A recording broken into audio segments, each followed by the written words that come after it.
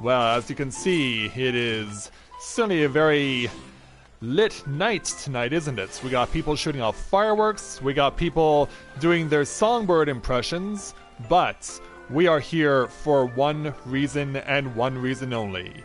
Valentine's Day 2020 is here, and as I mentioned a couple of years ago when I did this event, it seemed like people were having a lot of issues when it came to love.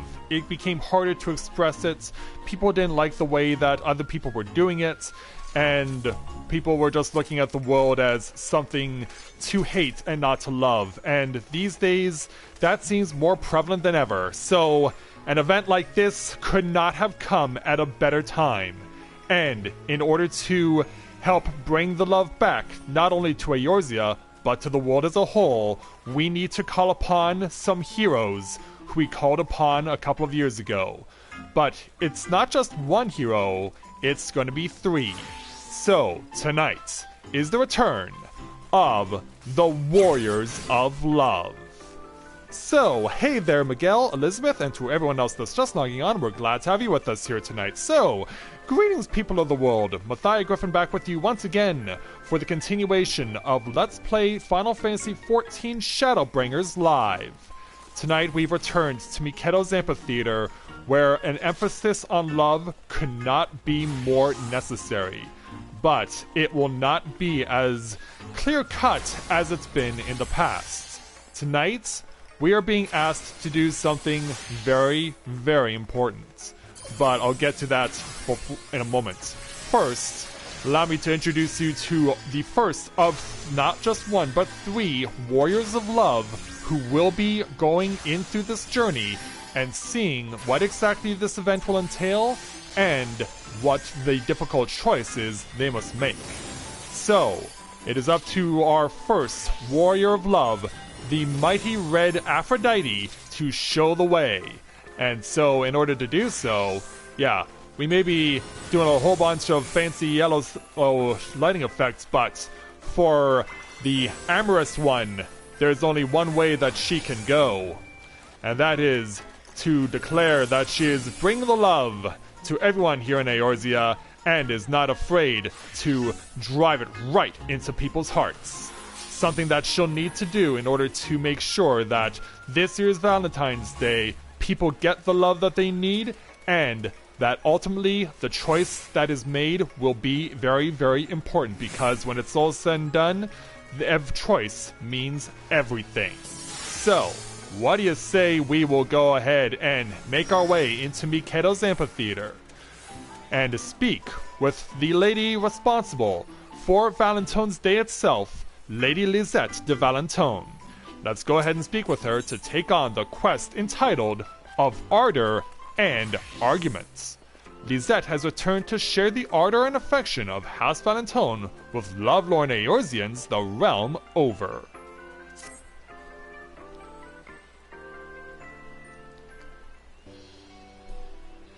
My love burns brighter than the sun and deeper than the sea. Gladly would I share it with thee, and ooh, most definitely thee. Oh, but if it isn't a sight to set my flames of passion further alight, Alpha's my favorite emissary of ardor and affection. The merest glance into your eyes tells me that you are a woman with whom passion runs deep. Might you be willing to serve me in my small quest to bring true love to burning hearts across Eorzea? I believe we can do that for you once again. Lovely. Without further ado, allow me to explain my plight. As it were, I had a mind to entrust the primary duties as emissary of ardor this year to my dearest sister Astrid. Why, if she were to rise to the challenge and prove herself my equal, just think of the unbounded love we must spread over the realm together. And yet, I fear my best laid plans have already begun to go awry. Upon hearing of my decision, two of my esteemed colleagues took umbrage, believing that I was playing favorites. How could I not see they insisted that they would be more suited for the task than my as of yet unseasoned sister?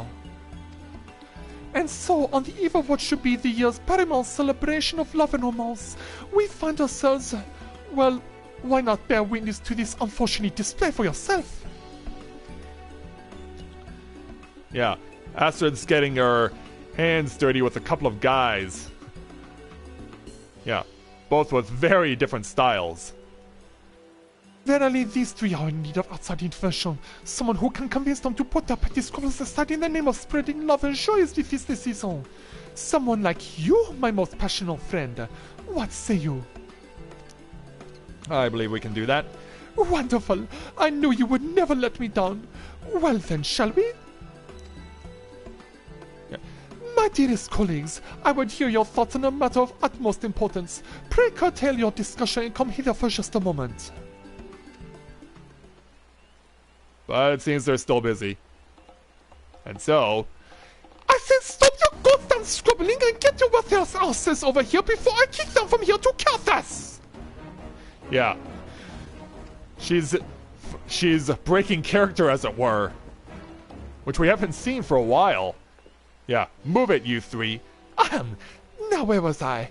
Ah, yes. My beloved friends, whatever would the illustrious Countess Arabelle think if she saw us bickering amongst ourselves like this, on the eve of the holiday honoring her most illustrious legacy, no less? And so I would propose a solution for fair for one and all. The three of you will each try your hand at easing the worries of a young man lost in love. The one who proves him or herself most suited for the task will be rewarded by being named High Emissary of Ardor for this year's festivities. Were it not for this, not I who will be judging your worth.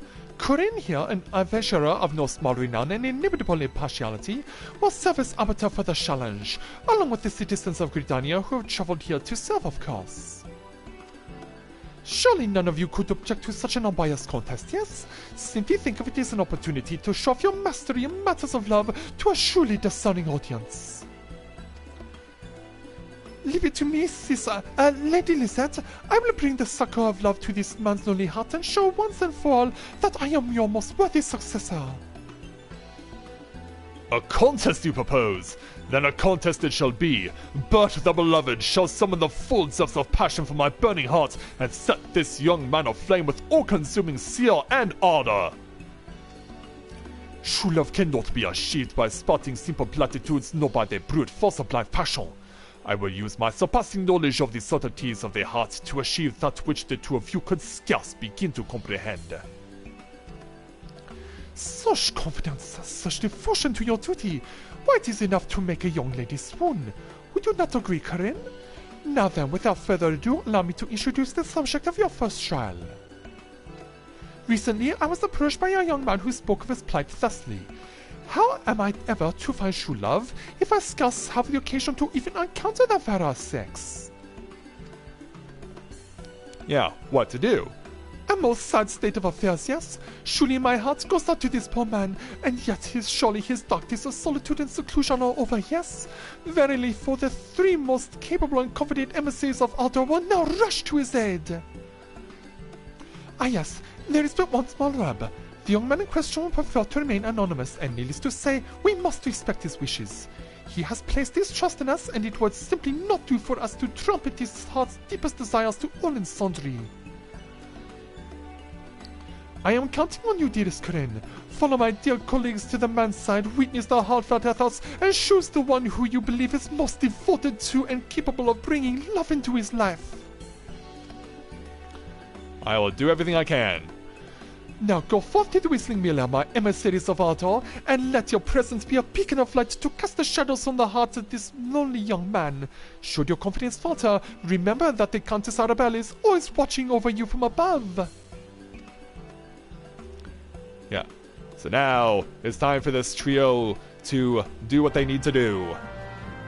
This is the menage a trois, the likes of which we've never seen. So, also, hey there, Yuna and Ryan. Welcome to the stream. Glad to have you with us tonight. Also, thanks for being a holdover from the Tales of Asperias, where I was indeed paying my respects as such. So yeah, the rain has now started to fall here in Gridania, but let's hope it does not dampen the mood of whoever we're gonna be helping. Let's go ahead and see if we can find out what this person's plight is, and how these emissaries will try and deal with it. Hello there. So you must be the only young man of whom sister spoke? What troubles you this day? Open your sequestered house to speak unto us your worries, that we might fill your heart with but we might fill your lonely heart with the warmth of ardor and affection. Yeah. For those of you familiar with my Let's Play and everything that I've ever done with this game, the anonymous individual is the leader and the guildmaster of the Lancers Guild, Uwain. Yeah, when I saw this, I was like, I recognize you right away. You can't fool me. But, of course, he doesn't necessarily strike a resemblance to any of the three that are trying to gain his understanding. Be not shy, my good man. In the matters of the heart, one must be bold, lest you live the rest of your days in the shadow of those who have the courage to claim what you do not. Now then, let us know precisely which you struggle, that we might come to your aid. Do not let my colleagues intimidate you. Let me, Rodrigo, know just what concerns you, and I shall use my powers of deduction to find a logical solution to your plight. Very well. I know not what I have done to deserve your services, but I accept them with gratitude. Then let us proceed, shall we? In the name of fairness and objectivity, I propose that Corinne here carry out the questioning. No objections, I take it? Excellent. Corinne, the subject is all yours. And so, yeah, 3 questions to be asked. First of all, what do you do for a living?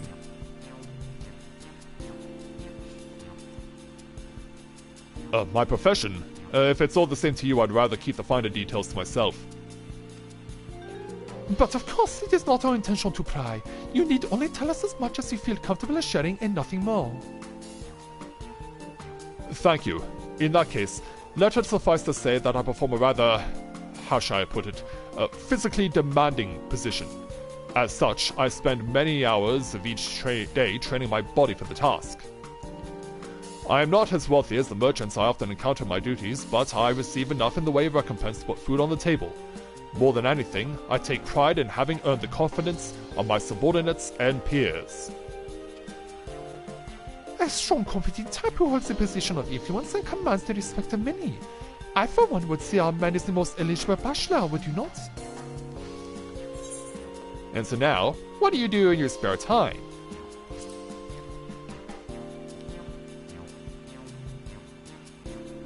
Spare time is not something I possess in abundance. What little bit I have, I prefer to spend honing my body and mind that I might better perform my duties. Come now, my man, surely there must be something you enjoy. A refreshing dip in a cold, clear stream, afternoon strolls through the Twelveswood. Do not get me wrong, such activities sound pleasant enough. Most of all, though, it is serving the people that brings me the most joy and fulfillment to my days. Now that's what I call commitment. What young lady could turn down such an earnest young man, am I not right? And finally, what are you looking for in a partner?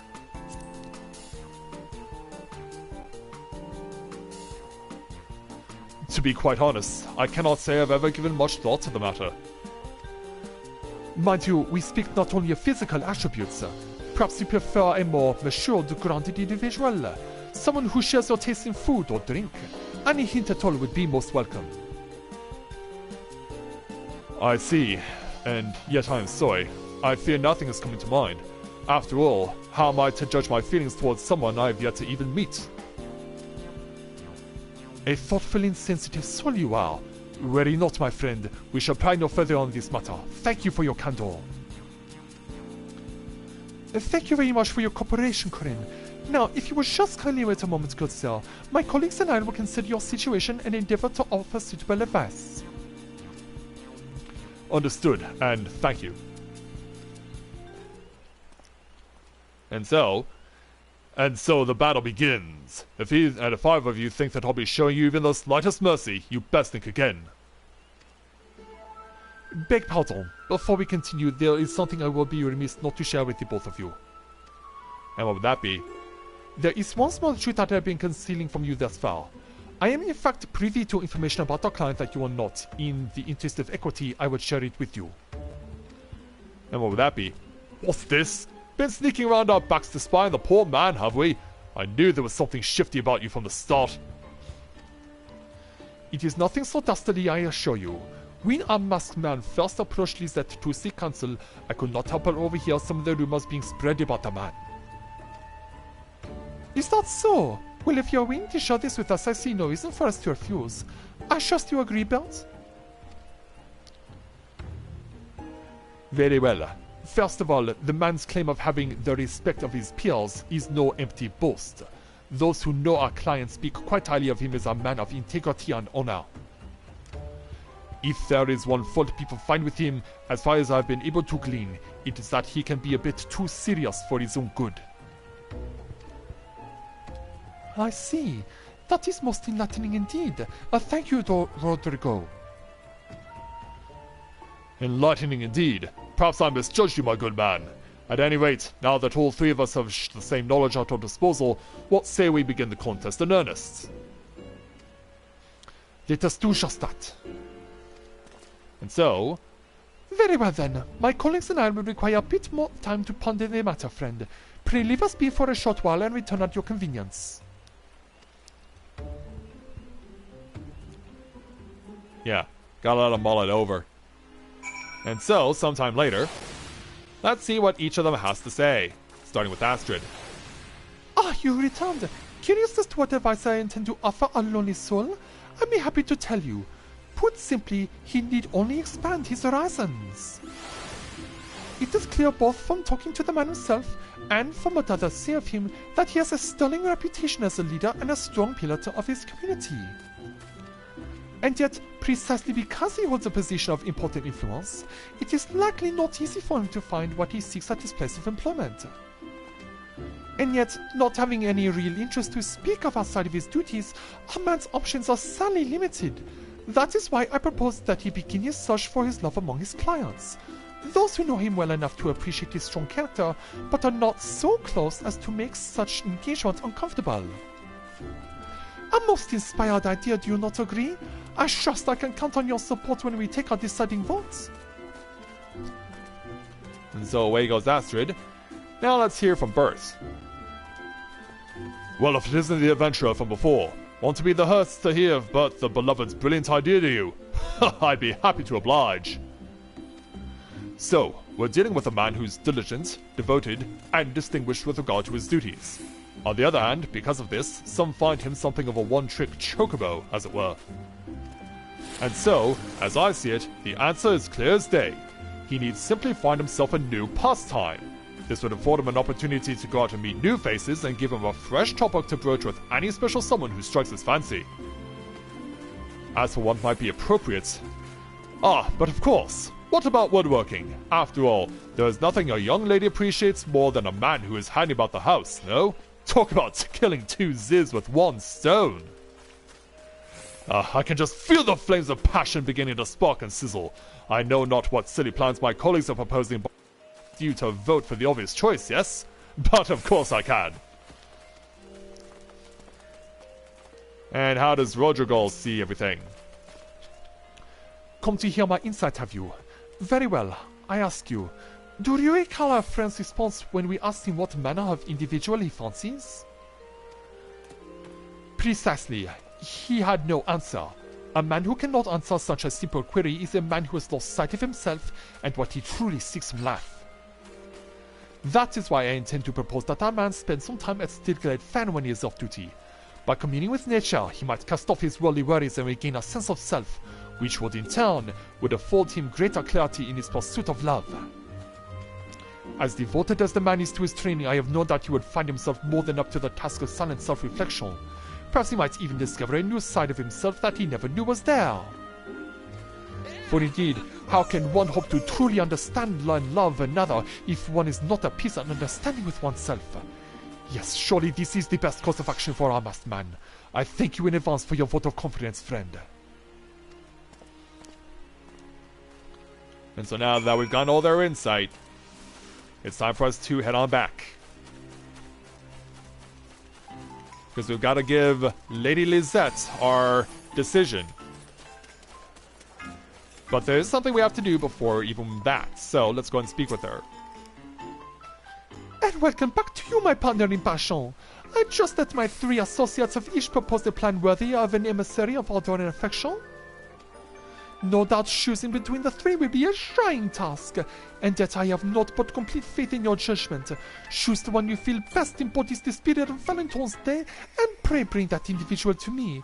I shall be ever so tickled to see who you choose. Oh, but of course, there is one last thing. The preparations for the Valentine's ceremony are at long last complete, and you are free to participate whenever your heart desires. It will be some time before we render a decision as to who is most worthy to succeed me as emissary, so why not take the opportunity to enjoy the festivities in the meantime? I shall be also longingly waiting for your return, my dearest adventurer. And so now, the special event that they've done in the previous two Valentine's Day will now also be used here. You now have access to the Valentine's ceremony season instance. To enter the venue, speak with the House Valentine's servant at Miketo's amphitheater. Valentine's ceremony is an instance designed for a party of 2. There are no class, job, or level requirements for participation. In the event that you register for the ceremony alone, your partner will be found via the matching system.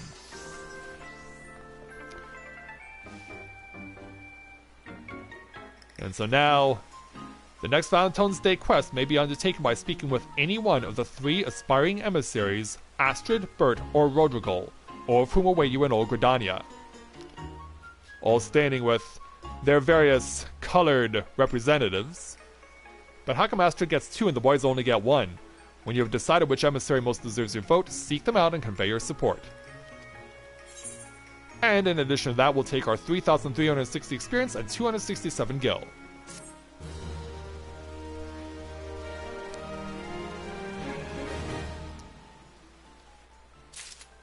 So now, here's where the choice happens. You remember that I said that I have not 1, but 3 Warriors of Love who need to participate in this event, meaning that each of them must choose someone. So, I took the opportunity during my learning about the event this morning with my various other characters, and there was something that I was thinking about that made me realize, is there a possible way to cheese this? Because, as it turns out, when you come over to the person who runs the Purveyor of Love stall for getting various gifts from doing the Valentine's ceremony event, when you go and speak with them after completing Lizone's initial quest, you only get this stuff. And then, for whatever reason, and I don't know why they did it this way, depending on who you choose, you get a set of clothes associated with the color that is assigned to that particular individual. But what I thought was really weird was that you can only get the 1 set. You cannot get the additional sets afterwards. So I was thinking before I came on the air, I used another character and I thought to myself, is it possible to cheese this and get all 3 outfits before you make a decision? And sadly, the answer is no. You have to choose someone, but even when you do, you get just the outfit that you would have already obtained, and you would already be wearing it anyway, as well as the one worn by the opposite gender. Now, why they would give that to you, I have no idea. But it just doesn't make much sense, and I'd rather they just have done this stuff as well as a few other things. Because to give you a copy of the outfit that you chose to wear, I don't get it. Anyway, so now, the moment that we've all been waiting for. The Empress Aphrodite has to choose between one of these 3 emissaries. So, who does our Warrior of Love choose? Well, as I mentioned, this was already decided ahead of time. The Amorous Aphrodite will be choosing Astrid. And so... I knew it! You come to lend your support to me, have you not? Yep, you have my support. And so, we have a vote for Astrid. Astrid is eager to prove that she is one of the most deserving of your support. Thank you, my friend. I knew I could count on you. Sister has trained me well. I am quite confident that my astute advice is just what our man needs to cast the worries from his heart and find the true love he seeks. Well then, shall we return to the amphitheater and share the good news with Lisette? She will be so proud of me of this, I am sure. And so away she goes, and we will go ahead and accompany her. And so, let's go ahead and speak with Lisette.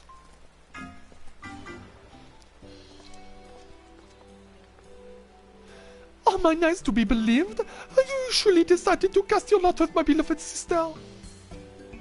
Indeed we have. Then so be it. Far from me to play favorites, but I must admit I take no small degree of pride or pleasure in this turn of events. Congratulations, my dear Astrid. Corinne's vote is yours, and I dare say it will go far.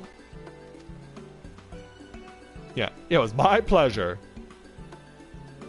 Mind you, it is far too early to declare the contest won. There are countless other adventurers and Gridonian citizens who have yet to weigh in after all. When the final results have been counted and compiled, pray speak with me anew. As an added incentive, it has been decided that once the victor is declared, the town may be redecorated with new ornaments of their choosing. Pray look forward to it, my dear friend. And so, yeah. With Astrid knowing that she's given a job well done, we'll go ahead and take our experience plus a lady's Valentione rose chests. And so, back to doing your big sister proud.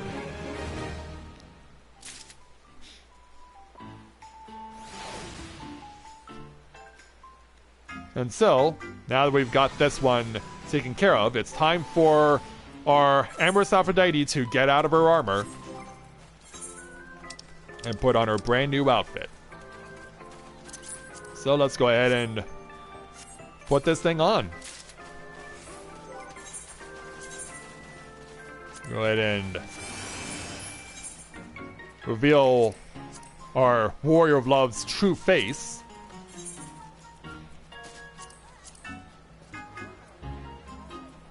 Am I maxed out over here? I wouldn't be surprised. Yep. So is the chest. So is the chest.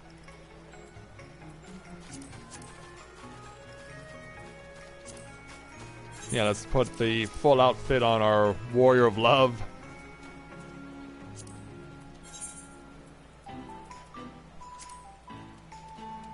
There we go. I'm sure you'll agree. Yeah. You know that she's been affected by Astrid because she even has Astrid's mark of love on her face. You know when you've made an impact when something like this happens, and this is what happens as a result. So yeah, that's one down, 2 to go.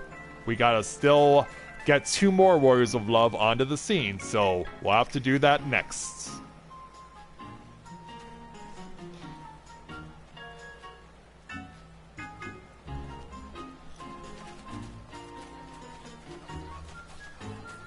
And so, time for a character switch.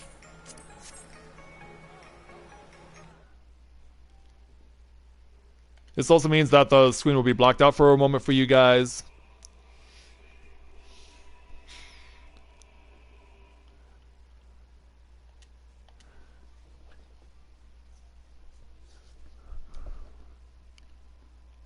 I'll also let this normalize for a moment on my audio. Hey there, Kara. Welcome to the stream. Glad to have you with us.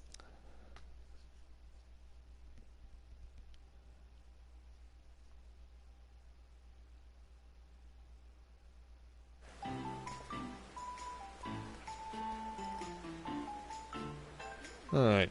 We'll give this a moment and then we'll begin anew.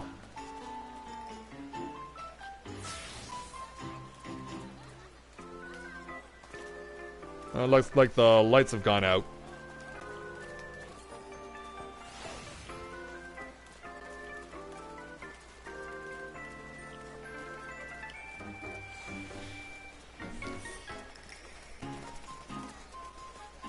Well, that's only because of the character swap. And nothing more.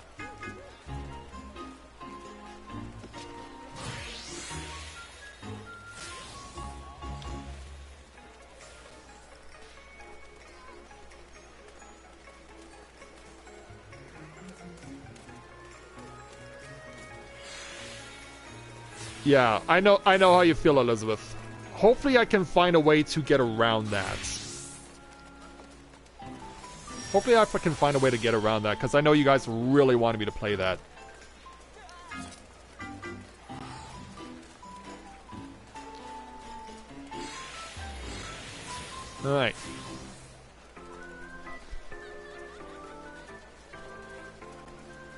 And so now, the rain continues to fall on Gridania, but that's not going to stop Warrior of Love number 2 from arriving on the scene and doing what they need to do.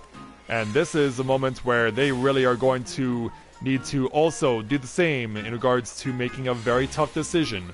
But nonetheless, for our second Warrior of Love, the cherished Cupid, it's time for him to do what needs to be done. He will go and do what must be done in order to bring the love from the heavens, and he will do it with a great flurry and bring the love that everyone needs to Eorzea and to the world. And so, with the cherished Cupid now on the scene and doing what he needs to do, it's time for us to do this all over again. Especially for those of you who joined us late and did not see how this started. So, let's go ahead and once again speak with Lady Lisette to take on the level 15 quest entitled Of Ardor and Arguments. Lisette has returned to share the ardor and affection of House Valentione with lovelorn Eorzeans the realm over.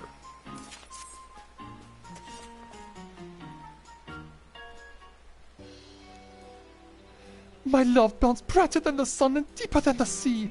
Gladly would I share it with thee, and ooh, most definitely thee. Oh, but if it isn't a sight to set my flames of passion further alight, how fares my favorite emissary of ardor and affection? The merest glance into your eyes tells me that you are a man with whom passion runs deep. Might you be willing to serve me in my sworn quest to bring true love to pining hearts across Eorzea? Of course, Lady Lisette. Lovely. Without further ado, allow me to explain my plight. As it were, I had a mind to entrust the primary duties of emissary of ardor this year to my dearest sister Astrid. Why, if she were to rise to the challenge and prove herself my equal, just think of the unbounded love we must spread over the realm together. And yet I fear my best laid plans have already begun to go awry. Upon hearing two of my esteemed colleagues took umbrage, believing that I was playing favorites. How could I not see they insisted that they would be more suited for the task than as my as of yet unseasoned sister? And so on the eve of what should be the year's paramount celebration of love and romance, we find ourselves, well, why not bear witness to this unfortunate display for yourself? Yeah, Astrid's in over her head against this guy in yellow and this guy in blue. Verily, these three are in need of outside intervention. Someone who can convince them to put their petty squabbles aside in the name of spreading love and joy as we feast this season. Someone like you, my most passionate friend. What say you? Warrior of Love is here to serve. Wonderful! I knew you would never let me down. Well then, shall we? My dearest colleagues, I would hear your thoughts on a matter of utmost importance. Pray curtail your discussion and come hither for just a moment. But they're a bit preoccupied. And so... I said Scott, go stand squabbling and get to what this house is over here before I kick them from here to Kelthas! And like, uh-oh. Yeah, better do as she says. Now where was I? Ah, yes. My beloved friends, whatever would the illustrious Countess Arabelle think if she saw us bickering amongst ourselves like this, on the eve of the holiday honoring her most illustrious legacy, no less? And so I will propose a solution fair for one and all. The three of you will each try your hand at easing the worries of a young man lost in love. The one who proves him or herself most suited for the task will be rewarded by being named High Emissary of Ardor for this year's festivities. Worry not, for it is not I who will be judging your wealth. Mathia here, an adventurer of no small renown and inimitable impartiality, will serve as arbiter for the challenge, along with the citizens of Gridania who we have shovelled here to serve, of course. Surely none of you could object to such an unbiased contest, yes? Simply think of it as an opportunity to show off your mastery of matters of love to a surely discerning audience. Leave it to me, sis, Lady Lisette. I will bring the succor of love to this man's lonely heart and show once and for all that I am your most worthy successor. A contest, you propose? Then a contest it shall be. I, Bert the Beloved, shall summon the full depths of passion from my burning heart and set this young man aflame with all-consuming zeal and ardor. True love cannot be achieved by spotting simple platitudes, nor by the brute force of blind passion. I will use my surpassing knowledge of the subtleties of their hearts to achieve that which the two of you could scarce begin to comprehend. Such confidence, such devotion to your duty, why it is enough to make a young lady swoon. Would you not agree, Matthias? Now then, without further ado, allow me to introduce the subject of your first trial. Recently I was approached by a young man who spoke of his plight thusly. How am I to ever find true love if I scarce have occasion to even encounter the fairer sex? Yeah, what shall they do? A most sad state of affairs, yes? Surely my heart goes out to this poor man, and yet surely his dark days of solitude and seclusion are over, yes? Verily, for 3 of the most capable and confident emissaries of order will now rush to his aid. Ah yes, there is but one small rub. The young man in question will be thought to remain anonymous, and needless to say, we must respect his wishes. He has placed his trust in us, and it will simply not do for us to trumpet his heart's deepest desires to all and sundry. I am counting on you, dearest Matthias. Follow my dear colleagues to the man's side, witness the heartfelt efforts, and choose the one who you believe is most devoted to and capable of bringing love into his life. That I will do. Now go forth to the whistling miller, my emissaries of ardor, and let your presence be a beacon of light to cast the shadows on the heart of this lonely young man. Show your confidence falter, remember that the Countess Arabella is always watching over you from above. And so, off those 3 will be on to their way, and we will go and follow them.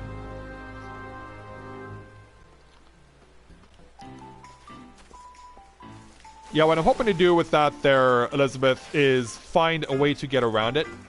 But the one thing that I'm hoping will allow me to do so is in limbo currently. And I may have to go a long way to go and obtain it. So now that we've arrived at the Whistling Miller, let's wait on the person of interest.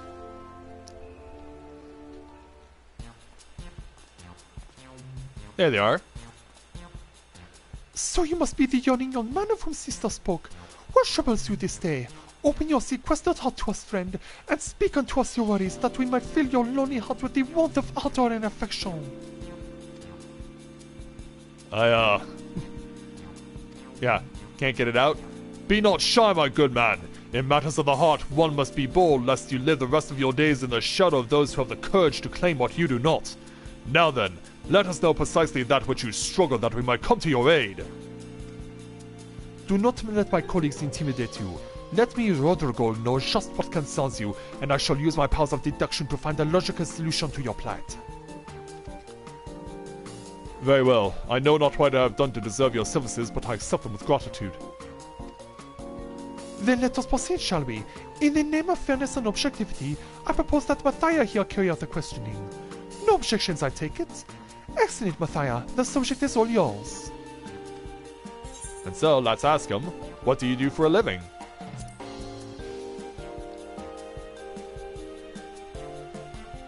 My profession? If it's all the same to you, I'd rather keep the finer details to myself. But of course, it is not our intention to pry. You need only tell us as much as you feel comfortable sharing and nothing more. Thank you. In that case, let it suffice to say that I perform a rather, how shall I put it, physically demanding position. As such, I spend many hours of each day training my body for the task. I am not as wealthy as the merchants I often encounter in my duties, but I receive enough in the way of recompense to put food on the table. More than anything, I take pride in having earned the confidence of my subordinates and peers. A strong, confident type holds a position of influence that commands the respect of many. I for one would say our man is the most eligible bachelor, would you not? And so, how do you spend your spare time?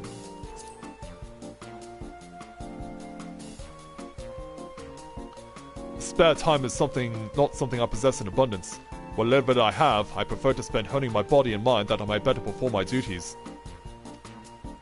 Come now, my man. Surely there must be something you enjoy. A refreshing dip in a cold, clear stream? Afternoon strolls through the 12's wood? Do not get me wrong. Such activities sound pleasant enough. Most of all, though, it is serving the people that brings the most joy and fulfillment to my days. Now that's what I call commitment. What young lady could turn down such an earnest young man, am I not right? So, what are you looking for in a partner?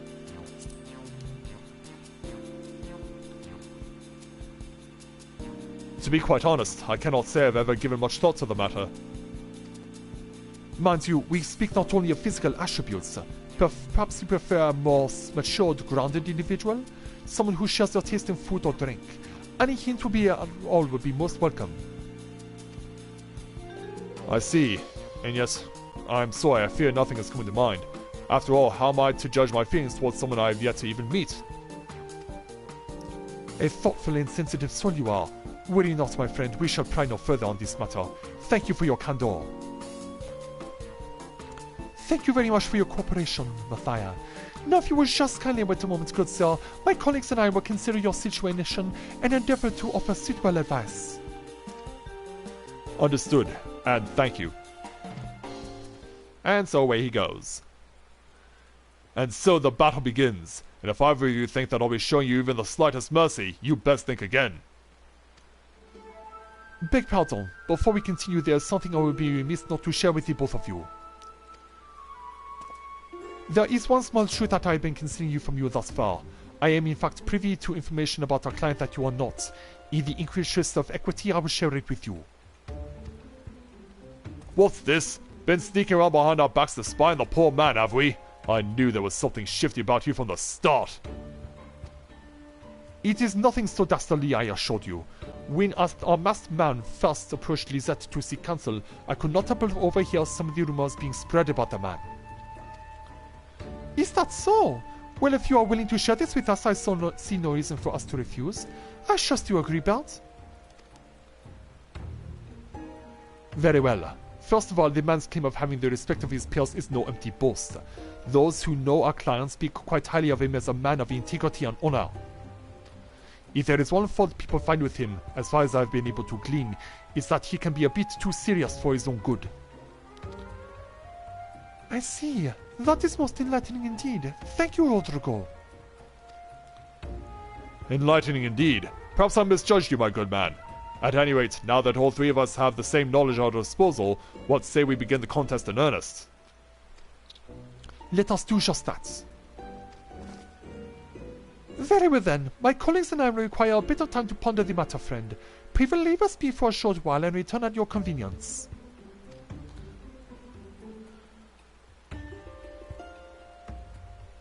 And so, sometime later, let's hear what they have to say, starting with Astrid. Ah, you returned. Curious as to what advice I intend to offer our lonely soul? I'd be happy to tell you. Put simply, he need only expand his horizons. It is clear both from talking to the man himself and from what others say of him that he has a sterling reputation as a leader and a strong pillar of his community. And yet, precisely because he holds a position of important influence, it is likely not easy for him to find what he seeks at his place of employment. And yet, having not any real interest to speak of outside of his duties, our man's options are sadly limited. That is why I propose that he begin his search for his love among his clients. Those who know him well enough to appreciate his strong character, but are not so close as to make such an engagement uncomfortable. A most inspired idea, do you not agree? I trust I can count on your support when we take our deciding votes. And so away she goes. Now let's hear what Bert has to say. Well, if it isn't the adventurer from before, want to be the first to hear about the beloved's brilliant idea, do you? I'd be happy to oblige. So we're dealing with a man who's diligent, devoted, and distinguished with regard to his duties. On the other hand, because of this, some find him something of a one-trick chocobo, as it were. And so, as I see it, the answer is clear as day.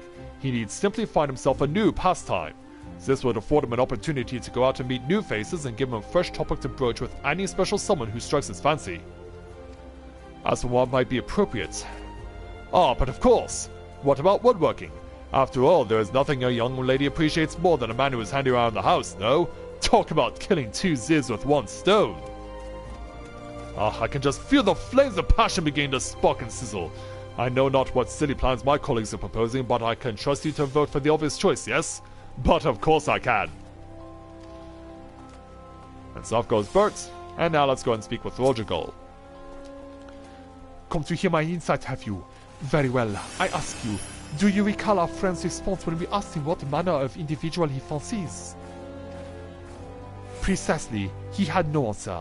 A man who cannot answer such a simple query is a man who has lost sight of himself and what he truly seeks from life. That is why I intend to propose that our man spend some time at Stilglade Fen when he is off duty. By communing with nature, he might cast off his worldly worries and regain a sense of self, which in turn would afford him greater clarity in his pursuit of love. As devoted as the man is to his training, I have no doubt he would find himself more than up to the task of silent self-reflection. Perhaps he might even discover a new side of himself that he never knew was there. For indeed, how can one hope to truly understand and love one another if one is not at peace and understanding with oneself? Surely this is the best course of action for our masked man. I thank you in advance for your vote of confidence, friend. So now let's go, having gotten their insight, let's go back to Lady Lisette. So yeah, that is something that we don't know yet actually, is the duration of the voting process. I wish I did know, but unfortunately I don't currently. And welcome back to you, my partner in passion. I trust that my three associates have each proposed a plan worthy of an emissary of ardor and affection. No doubt choosing between the three will be a trying task, and yet I have not but complete faith in your judgment. Choose the one you feel best embodies the spirit of Valentine's Day, and pray bring that individual to me. I should be ever so tickled to see who you choose. Oh, but of course, there is one last thing. The preparations for the Valentine's ceremony are long last complete, and you are free to participate whenever your heart desires. It will be some time still before we render our decision as to who is most worthy to succeed me as emissary, so why not take the opportunity to enjoy in the meantime? I shall be also longingly waiting for your return, my dearest adventurer.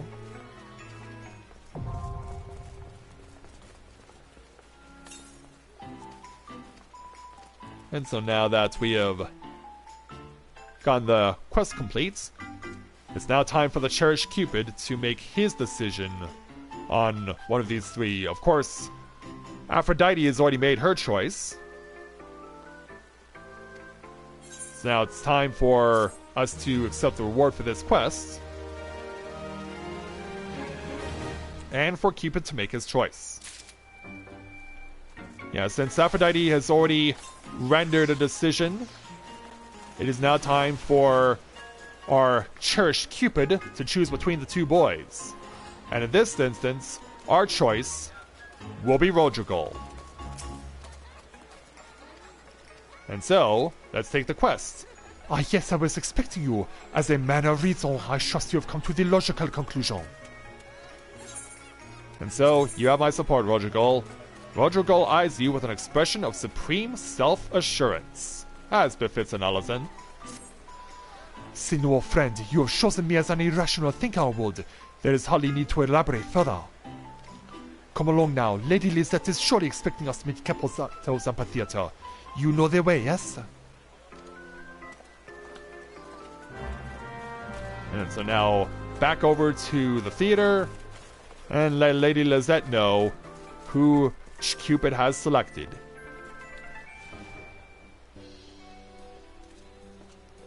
It's the man in blue. Good God, Mathia, anyone but... anyone else might have been disheartened to see you strolling with that self-important scholar, instead of my dear sister. I, of course, remain ever impartial in this matter. So we're all good? One for Rodrigal it is. No doubt his dispassionate deductions were most convincing. I can only hope they satisfy our enormous client as well as they satisfy the man who streamed them up. Yeah. It was my pleasure to help you out.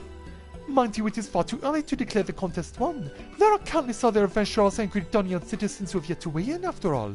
When the final results have been counted and compiled, pray speak with me anew. As in Andean incentive, it has been decided that once the victor is declared, the town will be redecorated with new ornaments of their choosing. Pray look forward to it, my dear friend. That we will. Monsieur Rodrigal, I'm glad we could help you out. So we'll take our experience, plus we'll also obtain the gentleman's Valentione forget-me-not chests. And so that's one vote for the man in blue. And so now the sun is shining once again. And it's now also time to delve into this chest as soon as I can find it. Ah, there you are. Yeah, let's get it all out there. And scroll down to the bottom of the list. And dress up our cherished Cupid in Rodrigo's Forget-Me-Not Blue.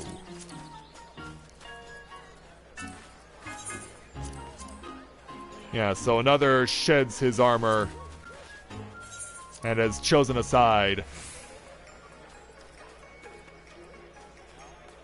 Oh, do I have,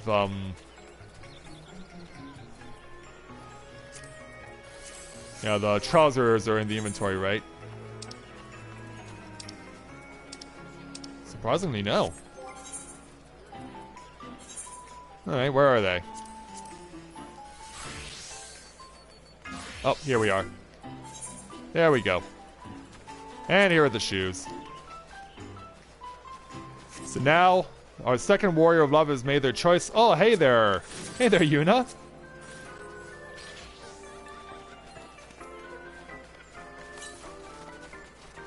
And oh, I see what you've done. You've gone impartial and dyed straight black. I see how you're doing it. Yeah, you're forced to make a choice, but you've chosen to go neutral and go Heart of Darkness. Clever.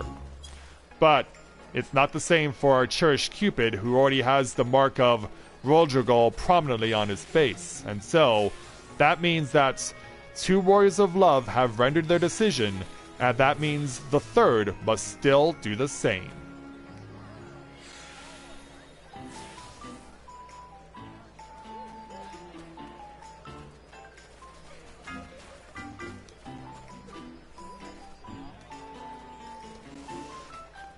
We'll go ahead and render that. Yeah, I guess you couldn't. I guess you couldn't choose. Well, you were forced to choose, but you ultimately did also make a decision on how you were going to color your look. Alright, so now that two warriors of love have rendered their decision, it's time for the third to follow suit.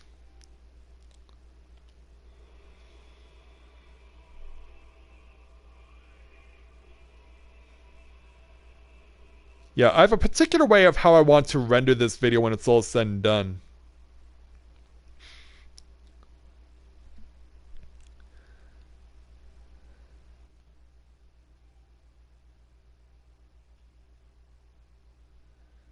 Although it might be too complicated and take too long to get out, but then again, I might want to leave this video to not be rendered until the final decision has been made.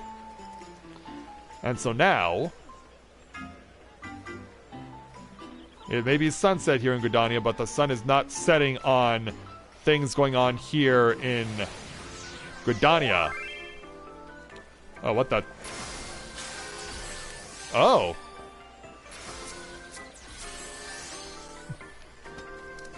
Well, thank you.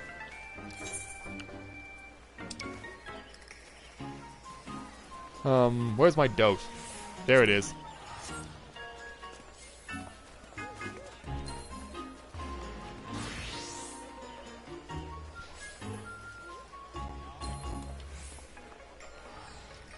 Yeah, this guy likes what he sees.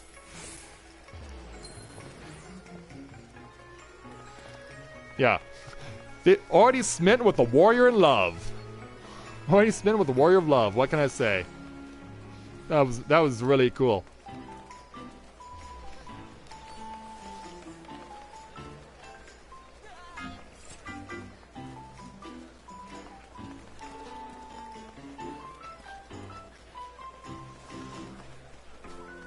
And so, the sun may be setting here in Gridania on another night, but one more warrior of love must still perform the task that they must do with Valentine's Day 2020, and that is to make the last required choice.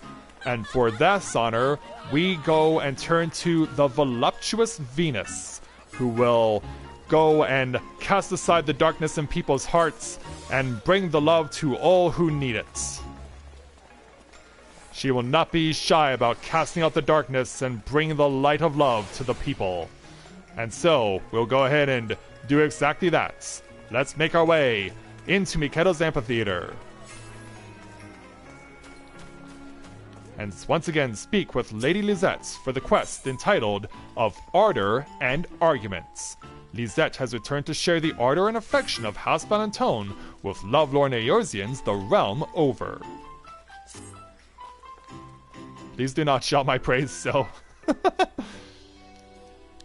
My love burns brighter than the sun and deeper than the sea. Gladly would I shout with thee, and ooh, most definitely thee. Oh, but if it isn't a sight to set my flames of passion further alight, how fares my favorite emissary of ardor and affection? The merest glance into your eyes tells me that you are a woman with whom passion runs deep. Might you be willing to serve me in my sworn quest to bring true love to burning hearts across Eorzea? Of course, Lady Lisette. Lovely! Without further ado, allow me to explain my plight. As it were, I had in mind to entrust the primary duties of emissary of ardor this year to my dearest sister Astrid. Why, if she were to rise to the challenge and prove herself my equal, just think of the abundant love we might spread over the realm together. And yet I fear my best laid plans have already begun to go awry. Upon hearing of my decision, two of my esteemed colleagues took umbrage, believing that I was playing favorites. How could I not see they insisted that I will be more suited for the task than my as of yet unseasoned sister?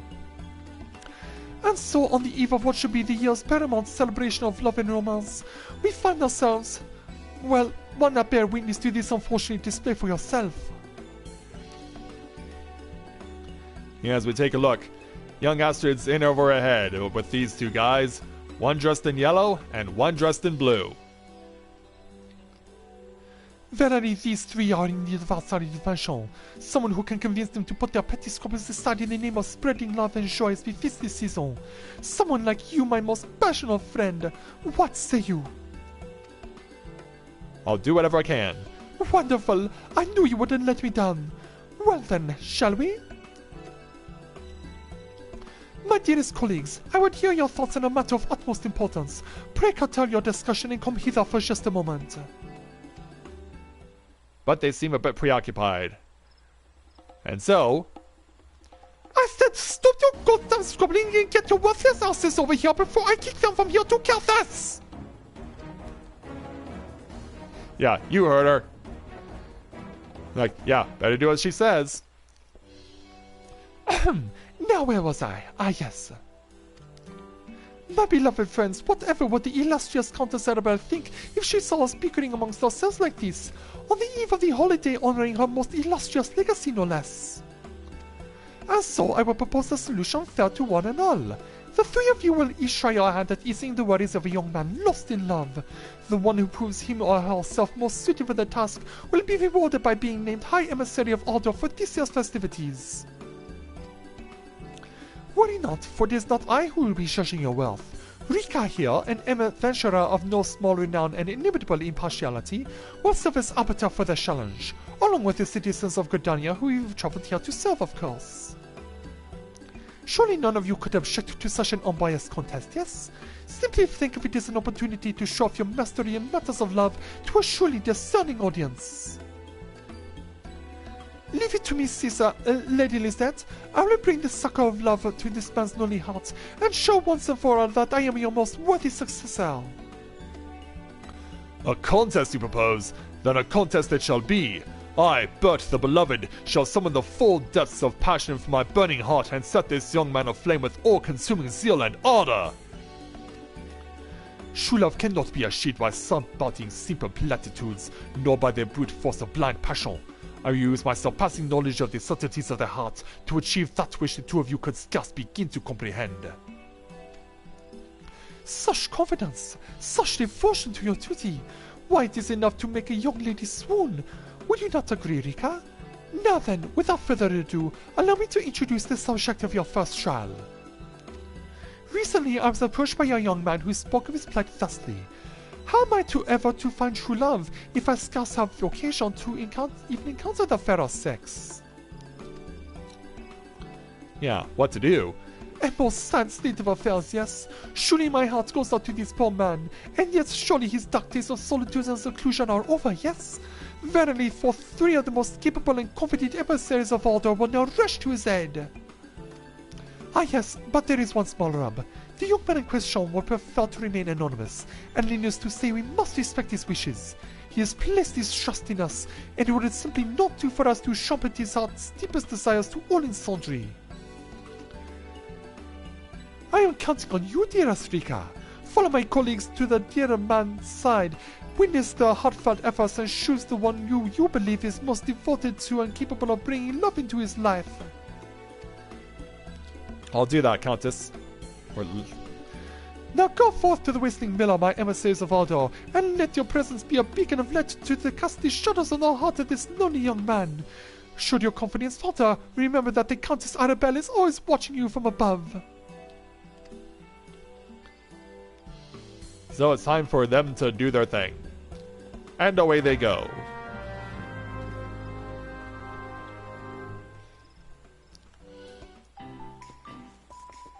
Oh, she did? Well, I've been so focused on doing the Valentine's Day event that I haven't even noticed. Is there truth to this? There was. Hashtag there was. Valentine's Day giveth and taketh away.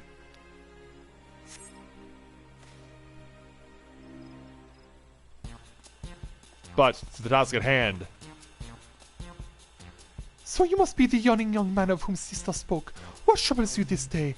Open your sequestered heart to us, friend, and speak unto us your worries, that we might fill your lonely hearts with the warmth of ardor and affection.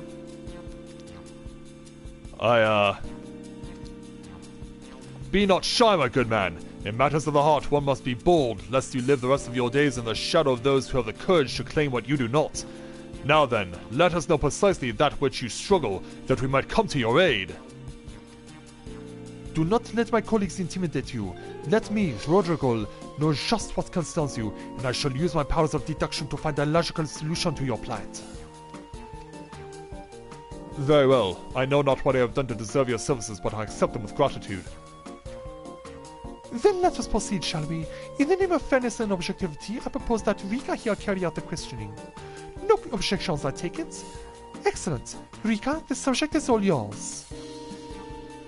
And so, what do you do for a living? My profession? If it's all the same to you, I'd rather keep the finer details to myself. But of course, it is not our intention to pry. You need only tell us as much as you feel comfortable sharing and nothing more. Thank you. In that case, let it suffice to say that I perform a rather, how shall I put it, physically demanding position. As such, I spend many hours of each day training my body for the task. I am not as wealthy as the merchants I often encounter in my duties, but I receive enough in the way of recompense to put food on the table. More than anything, I take pride in having earned the confidence of my subordinates and peers. A strong, confident type who holds a position of influence and commands the respect of many. I, for one, would say our man is the most eligible bachelor, would you not? And so, how do you spend your spare time? Spare time is not something I possess in abundance. What little of it I have, I prefer to spend honing my body and mind that I may better perform my duties. Come now, my man. Surely there must be something you enjoy.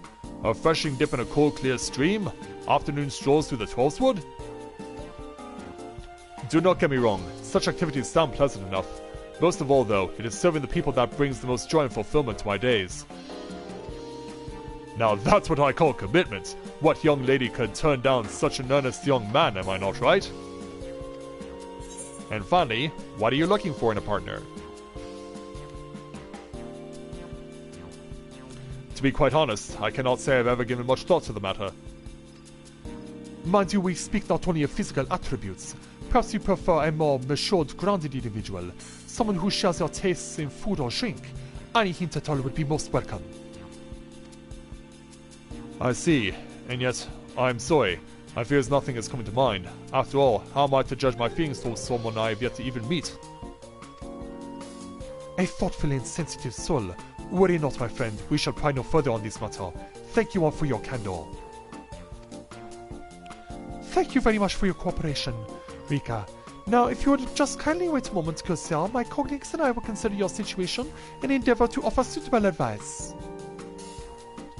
Understood, and thank you. Take care there, Guildmaster Wayne. And so the battle begins. And if either of you think that I'll be showing you even the slightest mercy, you best think again. Beg pardon. Before we continue, there's something I would be remiss not to share with the both of you. There is one small truth that I have been concealing from you thus far. I am in fact privy to information about our client that you are not. In the interest of equity, I will share it with you. What's this? Been sneaking around behind our backs to spy on the poor old man, have we? I knew there was something shifty about you from the start. It is nothing so dastardly, I assure you. When our masked man first approached Lisette to seek counsel, I could not help but overhear some of the rumors being spread about the man. Is that so? Well, if you are willing to share this with us, I see no reason for us to refuse. I trust you agree, Bounce? Right then. Very well. First of all, the man's claim of having the respect of his peers is no empty boast. Those who know our client speak quite highly of him as a man of integrity and honor. Yet there is one fault people find with him, as far as I've been able to glean, is that he can be a bit too serious for his own good. I see. That is most enlightening indeed. Thank you, Rodrigo. Enlightening indeed. Perhaps I misjudged you, my good man. At any rate, now that all three of us have the same knowledge at our disposal, what say we begin the contest in earnest? Let us do just that. And so? Very well then. My colleagues and I will require a bit of time to ponder the matter, friend. Pray leave us be for a short while and return at your convenience. You got it. And so they ponder over the situation. And let's go ahead and start to speak with them. Starting with Astrid. Ah, you returned! Curious as to what advice I have to intend to offer our lonely soul? I'd be happy to tell you. Put simply, he need only expand his horizons. It is clear both from talking to the man himself and from what others say of him that he has a sterling reputation as a leader and strong pillar of his community. And yet precisely because as he holds a position of important influence, it is likely not easy for him to find what he seeks at his place of employment. And yet, not having any real interest to speak of outside of his duties, a man's options are sadly limited. That is why I propose that he begin a search for his love among his clients, those who know him well enough to appreciate his strong character, but are not so close as to make such engagement uncomfortable. A most inspired idea, do you not agree? I trust I can count on your support when we take our deciding vote. So away goes Astrid. Now let's speak with Bert. Well, if it isn't the adventurer from before, want to be the first to hear Bert the Beloved's brilliant idea, do you? I'd be happy to oblige. So we're dealing with a man who's diligent, devoted, and distinguished with regard to his duties. On the other hand, because of this, some find him something of a one-trick chocobo, as it were. And so, as I see it, the answer is clear as day.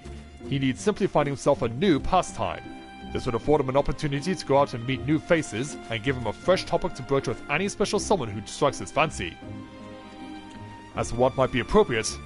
but of course, what about woodworking? After all, there is nothing a young lady appreciates more than a man who is handy about the house, no? Talk about killing two zibs with one stone! I can just feel the flames of passion beginning to spark and sizzle. I know not what silly plans my colleagues are proposing, but I can trust you to vote for the obvious choice, yes? But of course I can. And finally, let's speak with Rodrigo. Come to hear my insight, have you? Very well. I ask, do you recall our friend's response when we asked him what manner of individual he fancies? Precisely. He had no answer. A man who cannot answer such a simple query is a man who has lost sight of himself and what he truly seeks from life. That is why I intend to propose that our man spend some time at Steelhead Fen when he is off duty. By communing with nature, he might cast off his worldly worries and regain a sense of self, which in turn would afford him greater clarity in his pursuit of love. As devoted as the man is to his training, I have no doubt he would find himself more than up to the task of silent self-reflection. Perhaps he might even discover a new side of himself that he never knew was there. For indeed, how can one hope to truly understand and love one another if one is not at peace and understanding with oneself? Surely this is the best course of action for our master man. I thank you in advance for your vote of confidence, my friend. And so now, let us head back over to Lady Lizette's.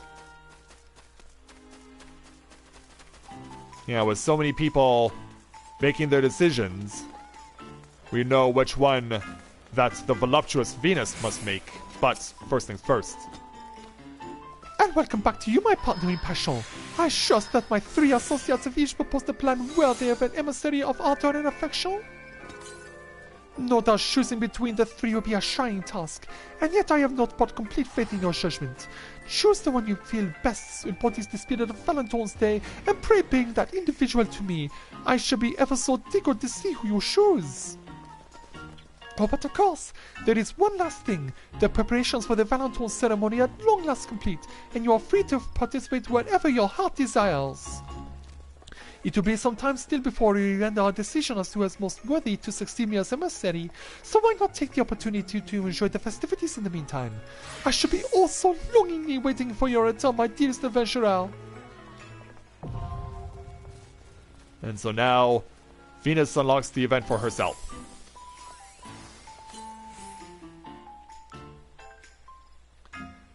So now, we know who the other two have selected. We know who Aphrodite and Cupid chose. So now it's time for Venus to do the same. Before we do that, we'll take our 3,360 experience and 267 gil.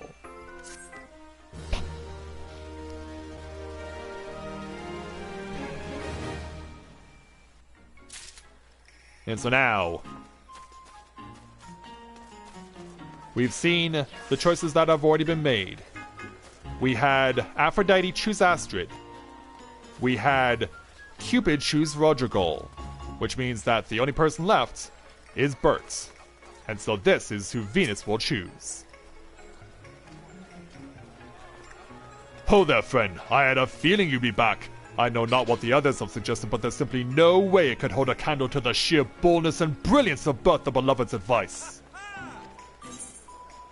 Well, you have my support, so let's take up a vote for Bert. Bert is not so quietly confident that you've already chosen to cast your vote for him.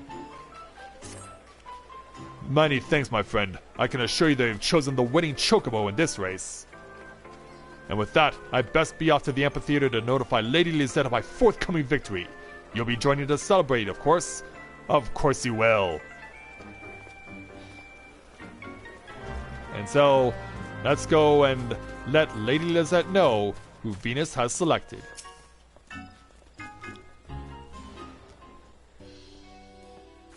Yeah, there's no confusion in Venus's selection. Surely you cannot be serious. Anyone with a half-wit about them could see that, that you have deemed Bert the Beloved most deserving of your support in this endeavor. Yes, we have. As far as I'm concerned, the man's ideas are typically worth about as much as a sack of stale potatoes. But far be it from me to dissuade you. After all, there is a first time for everything. Yeah. Glad to have done you proud. Mind you, it is far too early to declare the contest won. There are countless other adventurers and Gridonian citizens who have yet to weigh in after all. When the final results have been counted and compiled, please speak with me anew. As an added incentive, it has been decided that once the victor is declared, the town will be redecorated with new ornaments of their choosing. Pray look forward to it, my dear friend. Yeah. So, Venus has chosen Bert, and we're glad we could help you out. So we'll take our 3,360 experience points plus the Ladies Valentone Acacia chest. And so, we have now made all 3 selections. And that also now means that we get to dress up Venus in the appropriate attire for this year. So let's go ahead and do that.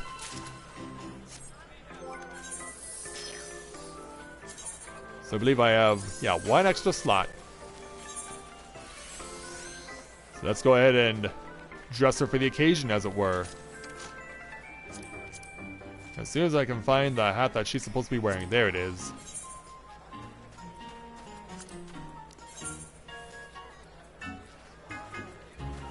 Yeah, get all the... Oh, that's not you.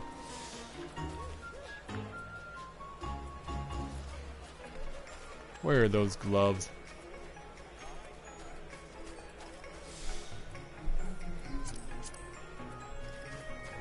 Yeah, let's fix that, shall we? Yeah, there we go. Yes, there are so many black gloves.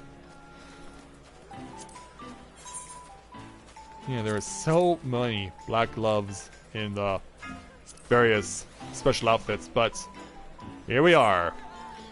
Venus has made her selection for Bert and has sealed it with a mark on her face. You can't quite see from here in the dark, but maybe a little light to help with the situation can show that. Yep, there we are. So all 3 of our Warriors of Love have cast aside their armor and have now decided to choose sides. So now begins the process of trying to find out who is ultimately going to be selected as this year's primary emissary. Once the decision has been rendered, then we will show that off, and I will make sure that all of you guys see it. So, as far as this particular night is concerned, for Valentine's Day, we are done for now, but there are still some things that need to be caught up on.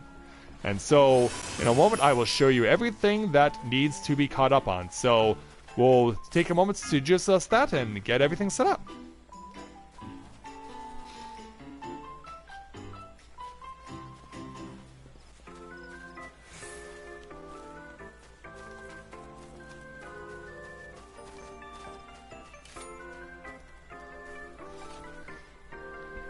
Yeah, I will say she does look good in yellow.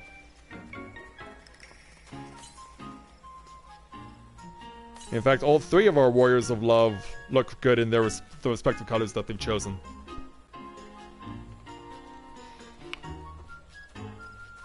Alright. So as that's rendering, we're going to go ahead and change characters again. Because we have something that we need to catch up on.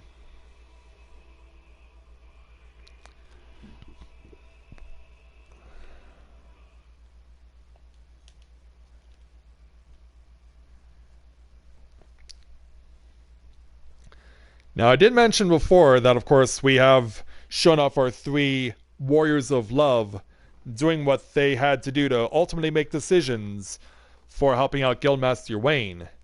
But there's also someone else. A love anti-hero, if you will. And it'll be them who will be showing us something that we started a few months ago, but now have reached a point where I can show you the full effects of what happens when you continue to commit yourself to this one particular thing. It's not dungeon oriented. I'm not going to be doing any dungeons tonight, Karu, but I am going to be showing off some very important stuff. So, yeah, we have our 3 Warriors of Love, but we also have another. A Warrior of Love who's shrouded in black. And given that Shadowbringers is all about the Warrior of Darkness, I present to you all the Heart of Darkness. Our very own Warrior of Darkness from Shadowbringers, Shinji. He doesn't have a fancy name, he's just known as the Warrior of Darkness, as well as the Heart of Darkness. Clad in full black armor, similar to that of the Warriors of Love, but he is a love anti-hero in this instance. And he's also not afraid to show off his face either.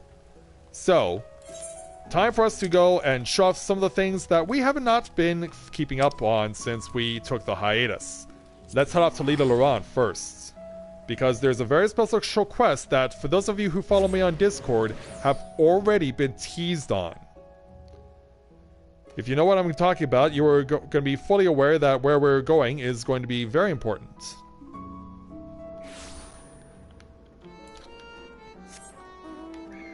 And so, away we go.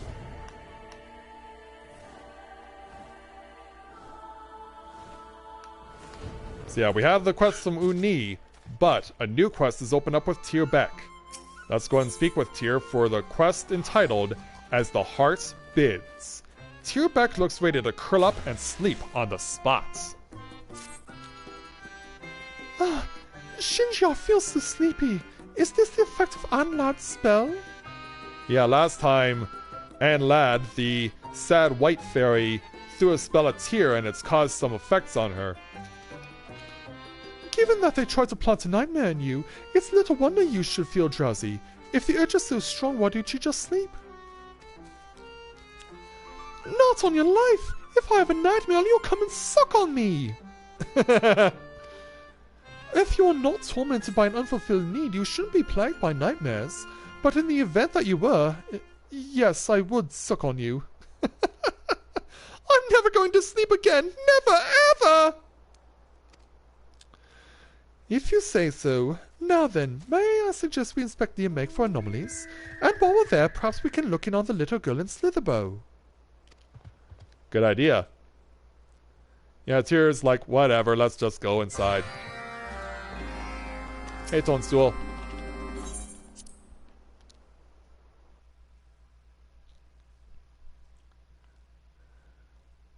Well, they can't be deviated from their dedication to what it is they're doing. And away we go.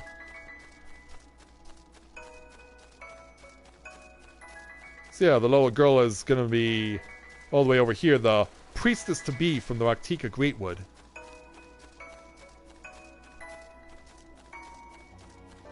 You can see all the kids playing with the various pixies. You know, I'm sure a lot of you miss this place. I mean, how could you not? Look how beautiful it is. And with all the Glinda bubbles in the sky. Yeah, let's go ahead and speak with the priestess-to-be. I had a feeling we would meet again ere long. I take it you have not had nightmares since. All is well with you, little one? Yes, thank you. Now that the fear of failure no longer consumes me, a pall has been lifted from my heart. I feel happier than I have in a long time. That's wonderful to hear. Now tell me, did you meet Anlad, the pale pixie in your dreams? Only briefly, but that was enough for me to see their torment. Theirs is a lonely soul, one which draws powerful emotions to it. And though I only caught fragments in the deepest depths of their hearts, I glimpsed this realm, and I glimpsed you, Tyr Beck. What? Me? Feeling sorry for Anlad, I befriended them, but they ended up being caught in that nightmare.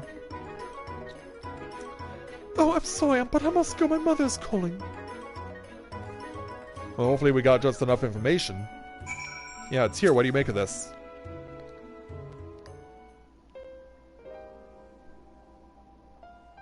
Yeah, she's not exactly got her head held high.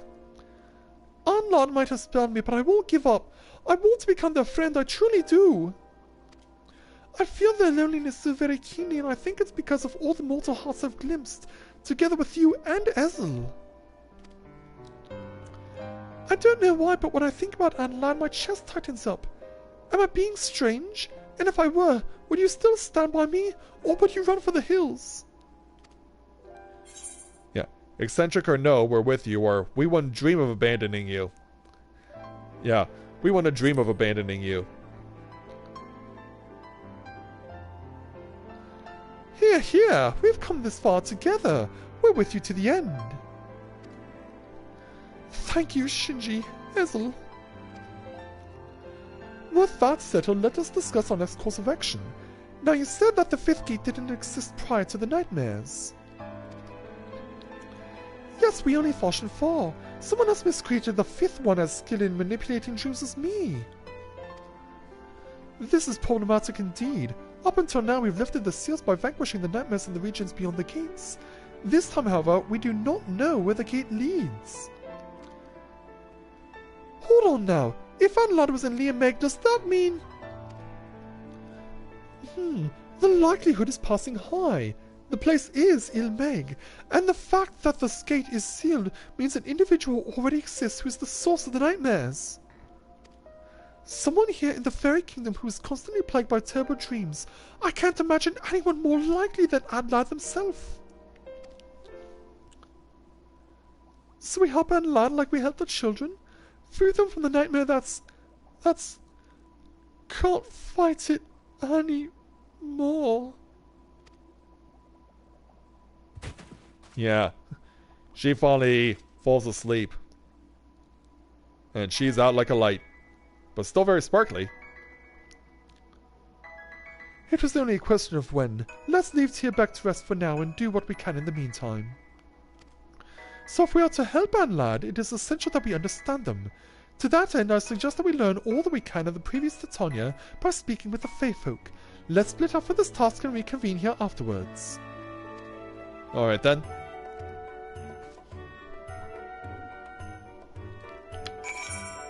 And so, back outside.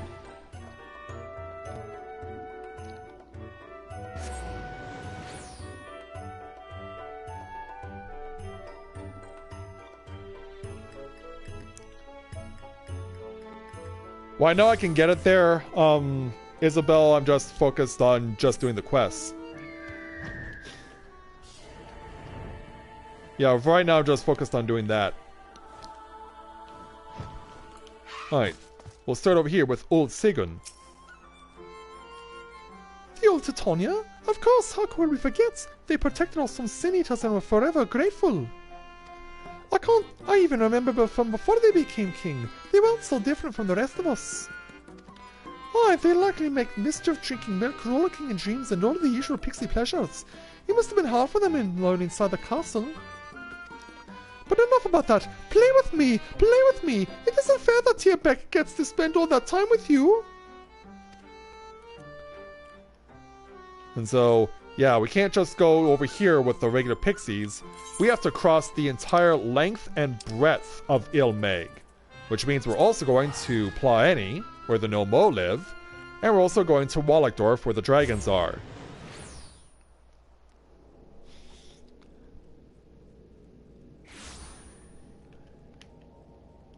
So where is our particular person of interest? Right up here. Osis Sigun. Hello there. You wish to know about our previous monarch? As I recall, before their ascension, they were exceptional at wielding the power of nature. Oh, and they were seldom seen without their bosom friend, a pixie of pink. The tragic manner of their downfall is a source of immeasurable pain for us. Never will we forget their sacrifice. Payment for the information? No, that will not be necessary. If anything, we are the ones who owe you thanks for setting our monarch free. And now over to Wallachdorf.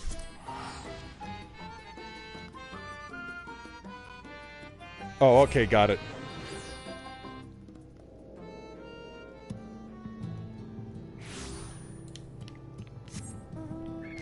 So as dawn is about to arrive, let's go speak with our third person of interest, who should be around here somewhere. Ah, yeah, here they are. Yala Jewel, who is licking on my head. Curious about the previous Titania, you say? Of course, I should be glad to tell you what I know. When they became a Sin Eater, it was with great sorrow that we resolved to seal them away inside Liagia. Tierbeck opposed the decision to the last. I cannot claim to know the heart of a pixie, but if I were Titania, I would have liked nothing more than to be praised, to be remembered. Now then, if I may ask, are you not being subjected to mischief? For your own good, I advise against getting too intimate with the pixies. Why is that? Well, let's head back to Little Laurent to find out.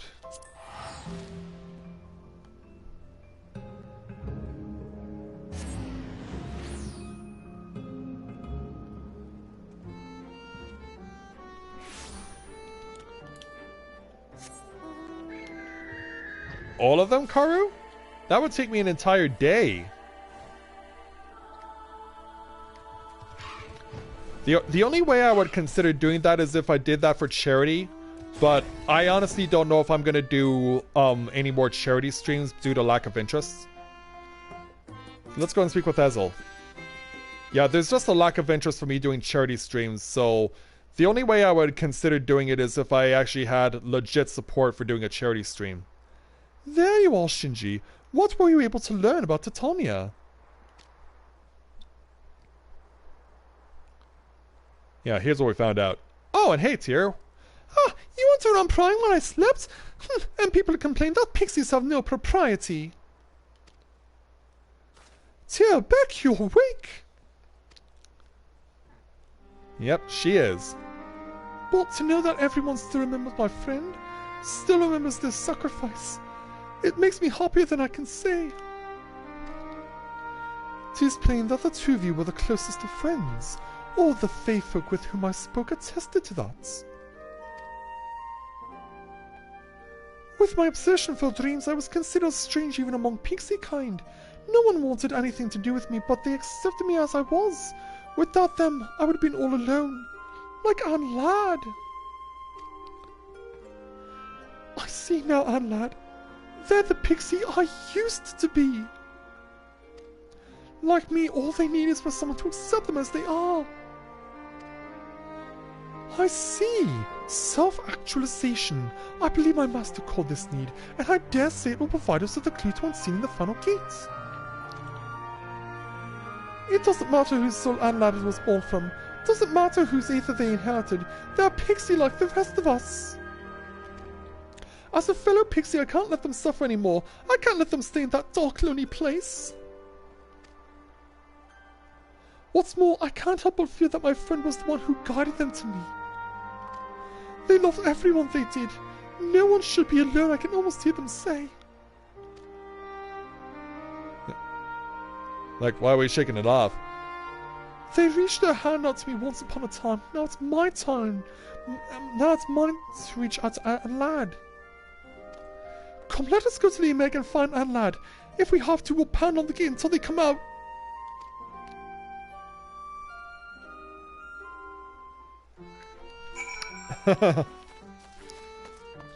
Alright, Toon, let us in.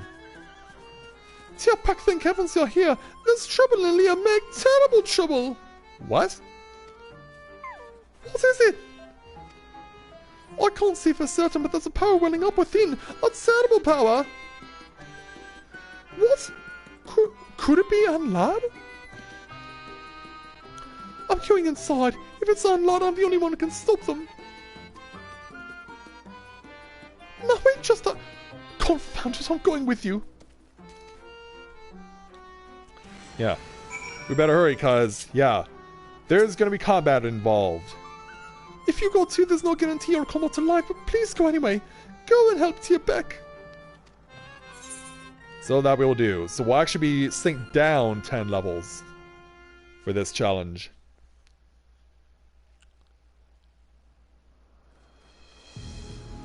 But yeah, it's not looking good in here. No, my precious Leah Meg. Yeah, a whole lot of black smoke is emanating from this place, and the music has turned very sorrowful. Anne Ladd's power is running rampant. By questioning their own existence, they are causing their essence to unravel. Leah Meg along with it. If this realm collapses, there's no telling how the minds of those who are dreams are connected to it will be affected. Yet one thing is all but certain. Anne Ladd themselves will disappear.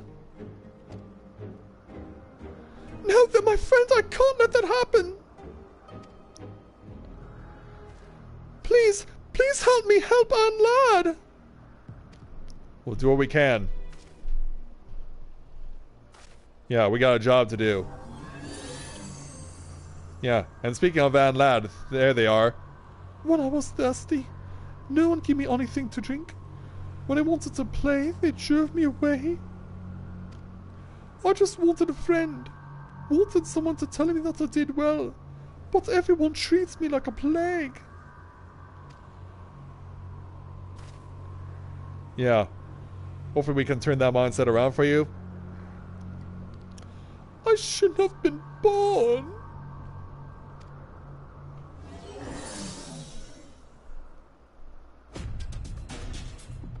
And now... yeah, as if it wasn't already serious enough. Now we have to make our way through the darkness.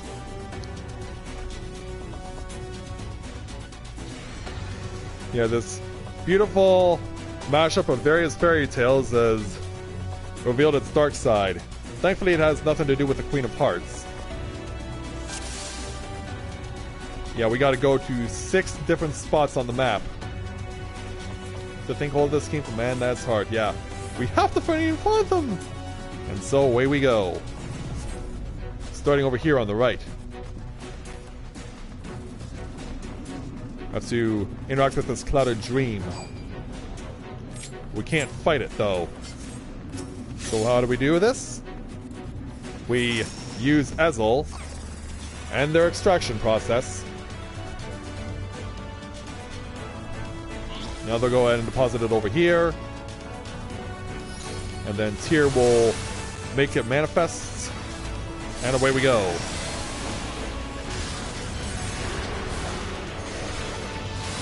Gotta start with the pudding. This is what we had to deal with our first nightmare. And this time he brought a friend. And there's Ann Ladd.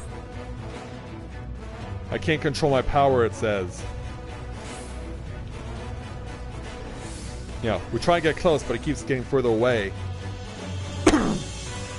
Yes, so stay away.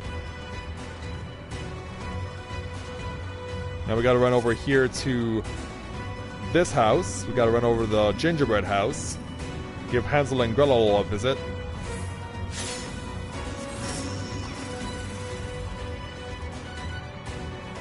Yeah, senses a potent power.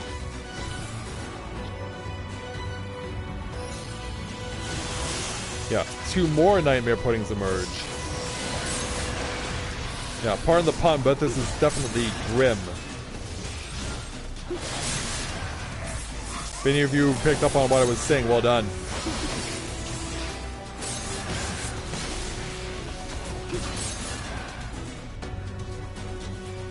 So now we got another clouded dream over here on the corner.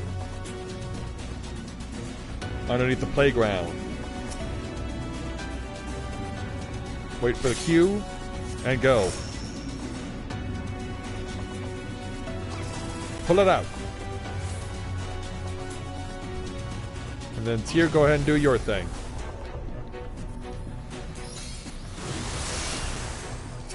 Now we have the 2 puppets. Actually, hold on. Sorry. The puppets are from the first nightmare we encountered. The puddings were from the second. Yeah, I'm getting it backwards.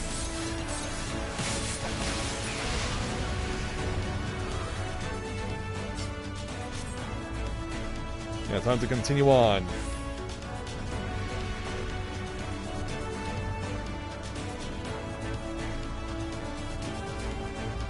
Yeah, now here's where it gets interesting. I'm trying to figure out where they went next, because, yeah, as you can see, this path is blocked.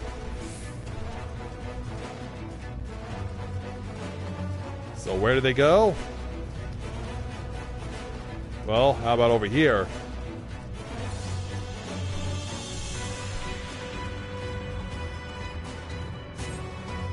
And here's where Clouded Dream number 4 is. I have a bad feeling about this. You don't say it's here.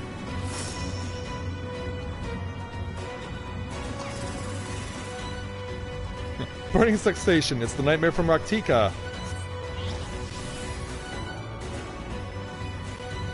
Get ready. Yeah. Here's the Chimera.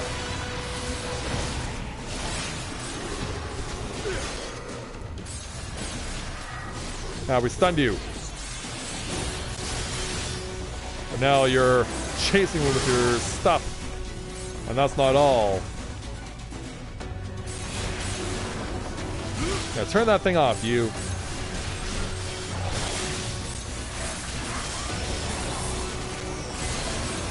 Yeah, keep the fires going.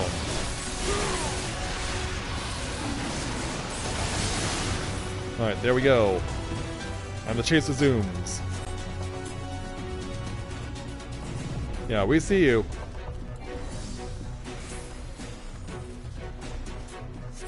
Yeah, there they are over now. Going this way.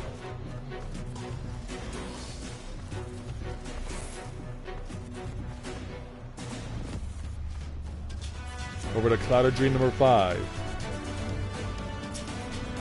Right over the river.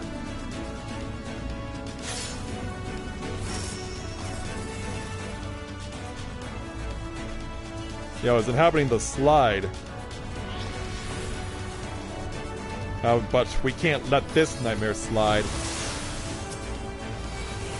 It's the one from Amarang.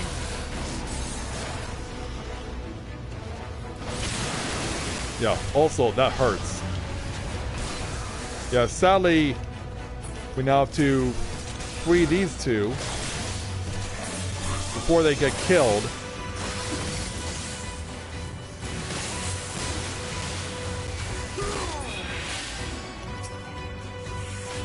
Oh, come on. Hit the bubble. Ah!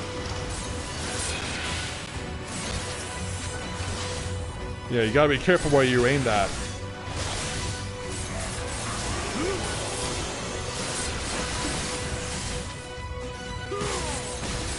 Oh, stay clear. Finish it off. Now it's time to go up. Yeah, chase after that ant lad.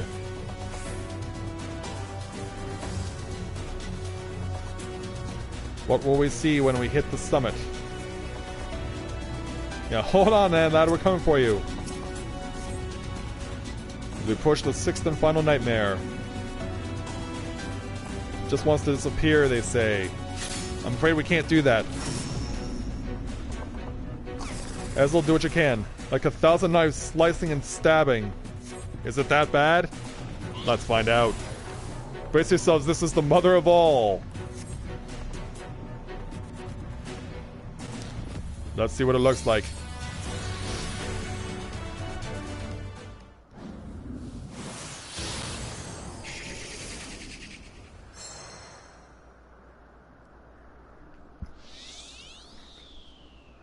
I'll have to answer that in a moment there, Yuna. Lad, it's alright, we're fighting with you. It's no use. I'm no use. Yes, yes, embrace your self-doubt, your fear, your hatred. Yeah, this thing's nightmare is an Ahriman. The wretched world has given you naught but torments. You will reward them in kind. Give them their deepest, darkest nightmares. Yeah, let's take up arms on this Ahriman. It's time for the final boss.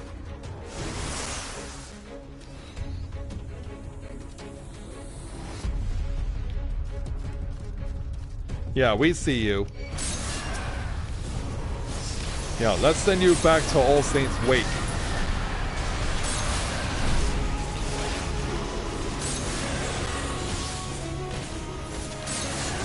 And hopefully keep the spirits up. We gotta split away while this attack goes off. And then get back in. But turn away when this happens.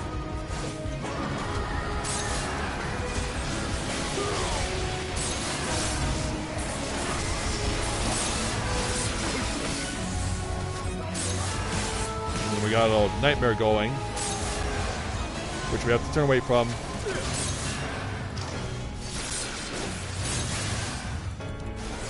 Yeah, now we have to play defense.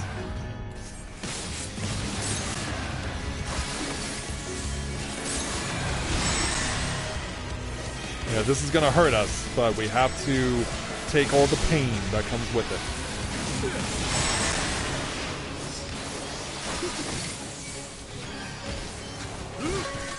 Alright, that's down. Yeah, now it does this particular troll where wherever it sends you, it's basically Lorelei from the Siren Song Sea.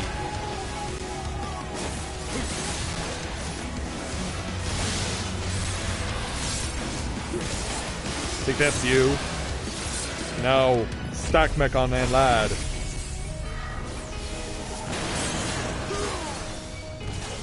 And now face me again.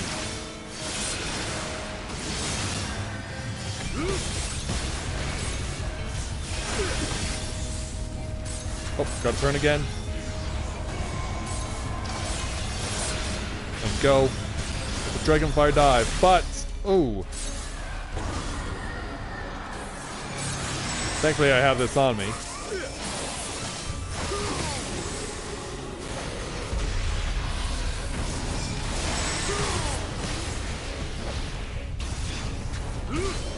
And thankfully, this thing is almost dead, but it still has more tricks up its sleeve. Yeah, I'm going to intentionally force myself into the wall so I'm not crashing into anyone with the AoE. And from there, this should just be smooth sailing.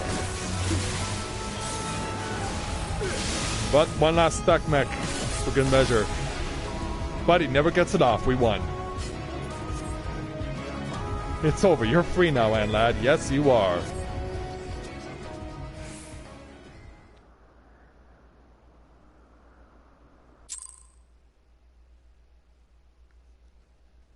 And thus we've succeeded. Is it just me or does anyone else hate playing a tank in old content with a provoked spamming tank that is slow at tanking? You mean like in a full party or something? Or in a 24-player raid there, Yuna? Anyway, the nightmare is fading. We did it. Indeed we did. And all the smoke is fading away. Yeah, now it's nice and sunny again. And all the Glinda bubbles get to shine. But, yeah, and lad collapses. But they're not out like a light. Silly Pixie, don't lose control like that ever again. That nightmare of yours was no joke. My nightmare? Yes, yours, and it caused a great deal of trouble.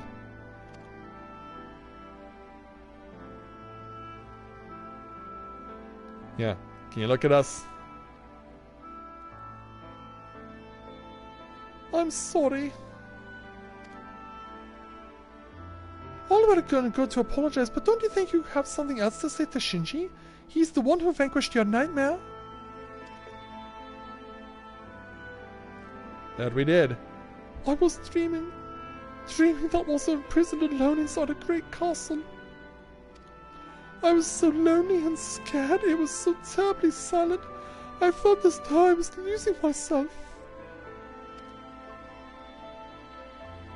But you're here with us now. Yeah, get up. But you came, Shinji. You came and freed me. Thank you. Yeah, you did well, or it was harder the first time.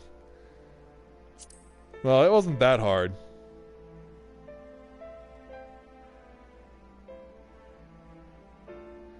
So, lad, now that your nightmare is gone, we can make lots and lots of fun dreams together. But I don't know how to make fun dreams. I'm afraid I'll only make more nightmares.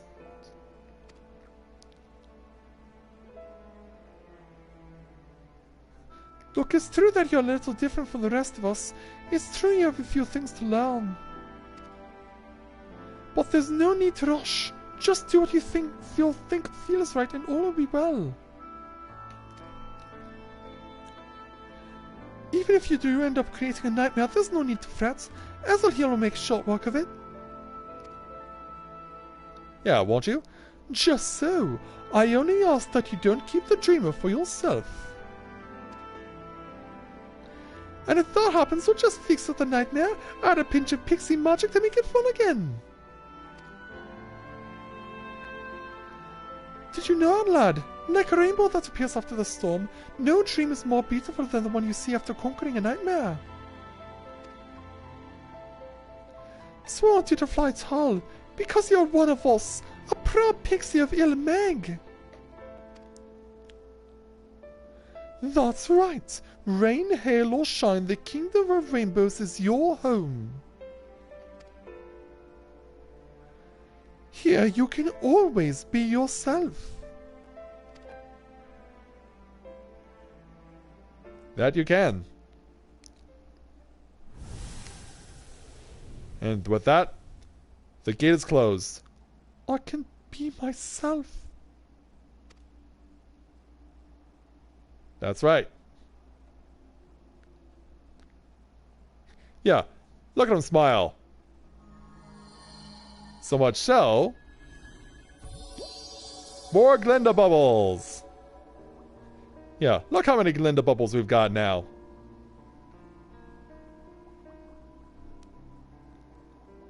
Yeah, look how big and beautiful they are. My heart swells with song. I can't help but want to dance.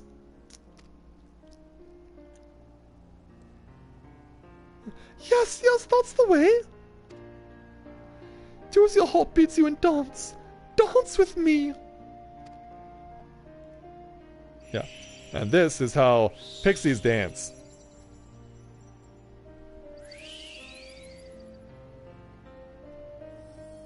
Yeah, look how happy they are.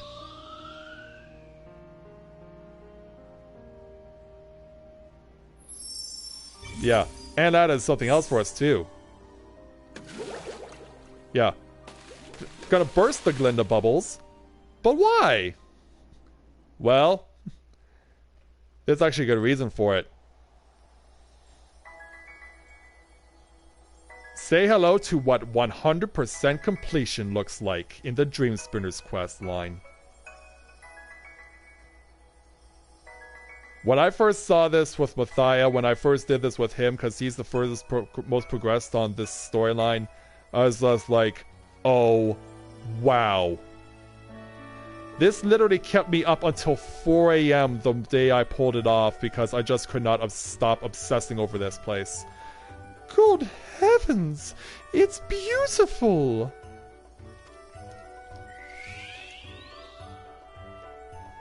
Indeed it is. And it's Ann Ladd who made it all possible. See, Ann Ladd? I knew you had it in you! With a wink, no less.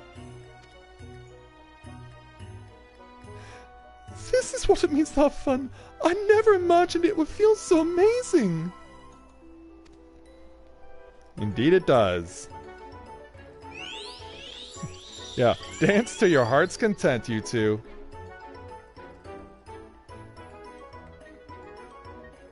Come, Shinji, come and play with us. Yeah, I think we got some time to be doing that.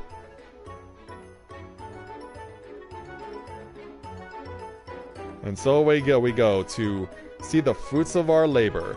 By freeing Ann Ladd from their nightmares, you and yours have reclaimed all the dreams in Norvrance.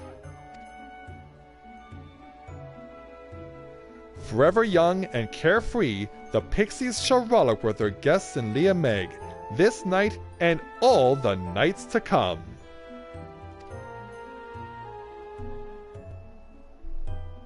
That is just so awesome. So now let's go ahead and speak with Tyr again. Do you see all of this, Shinji? This is our precious Leah Meg, and if it weren't for you, it still wouldn't be here. And neither were this hopelessly silly pixie. Am I silly? Oh yes, you're the silliest and dearest of all. I must say, when they behave thus, pixies can be quite adorable.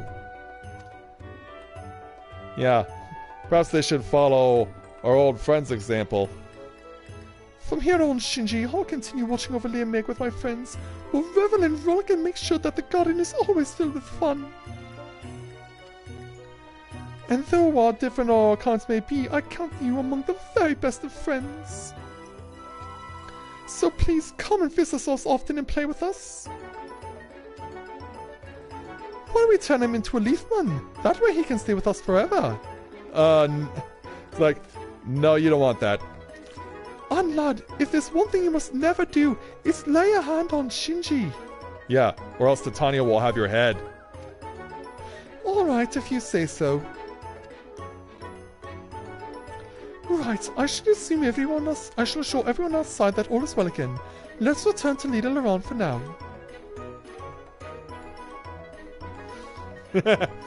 Yeah, and meanwhile, Ann Lad will just continue to chill out here in Liam Meg while you get to enjoy the fruits of your labor and his and everything that comes with it. I mean, like I said, when I saw this first happen for the first time, it literally kept me awake until 4 p.m. because I could not stop appreciating just how beautiful this is. And yeah, you might not have known it at first, but yeah, there's also rainbow going over that way. Yeah, all of this is here in Liam Meg when you get 100% completion with the pixies. Let's head back out on side.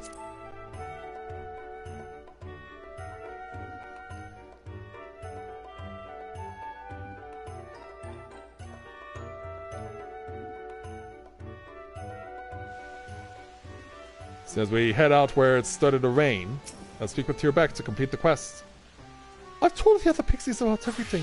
They understand now that Anlad isn't a danger and welcome them as one of us. It's simple like that with our kind.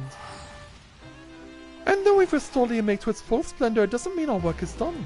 We need to ensure that the realm is always beautiful and filled with fun, and for this, we need to keep on collecting dream bubbles.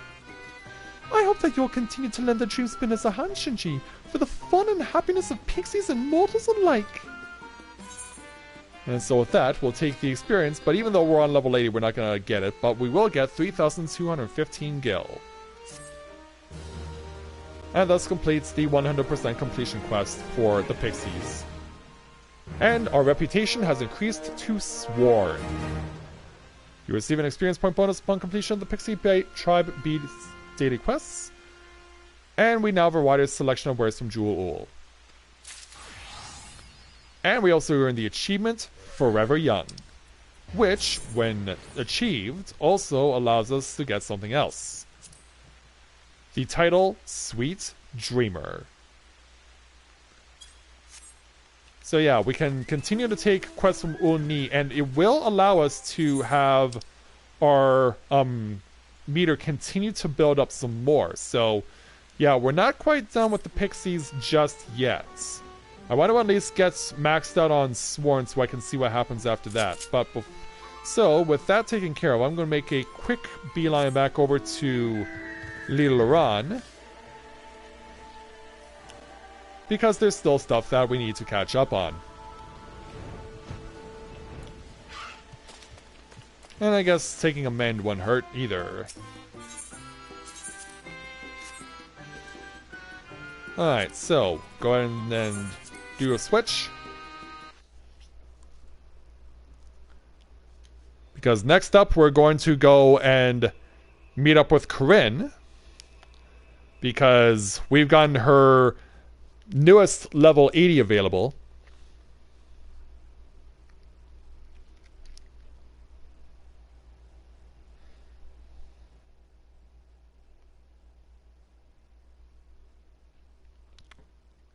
So yeah, upon our return to Gridania, we'll be making our way over to Ul'dah.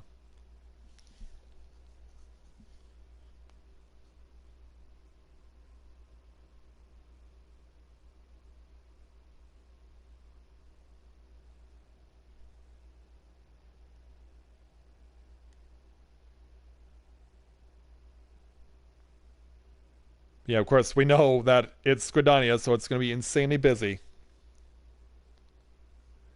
Especially on night 1.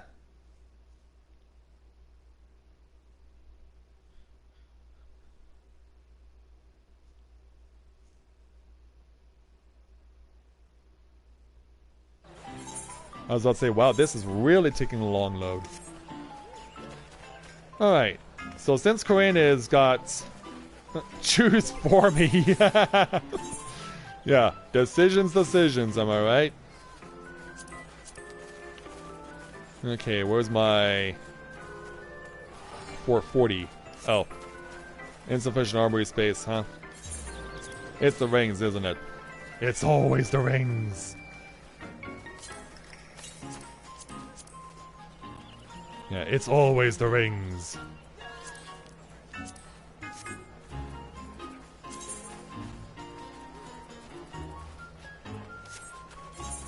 Yeah, let's go ahead and switch over to Black Thaumaturge and then switch over to Black Mage.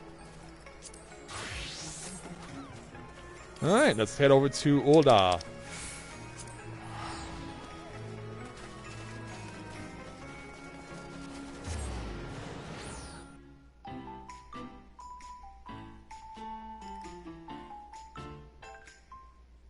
Yeah, I don't know if combat's required yet, but we already haven't seen anything in terms of combat yet. Except for maybe once, but that was it. Alright. Off to the Miners Guild. Yeah, we're not going there to pay visits to detour over to the Master Carnival with the Blue Mage. This is all about the Black Mage this time around. So we gotta go over to the right to get to the Sacrarium.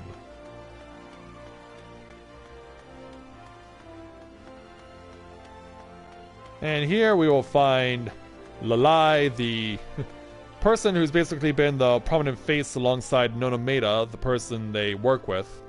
But yeah, Lalai's been through a lot, including getting possessed in the most recent journey by Shatoto from Final Fantasy XI. But let's see what Lalai has for us today. We'll go ahead and speak with her to take on the level 80 Black Mage's quest entitled A Home for a Tome. Lalai is eager to hear tell of your recent adventures.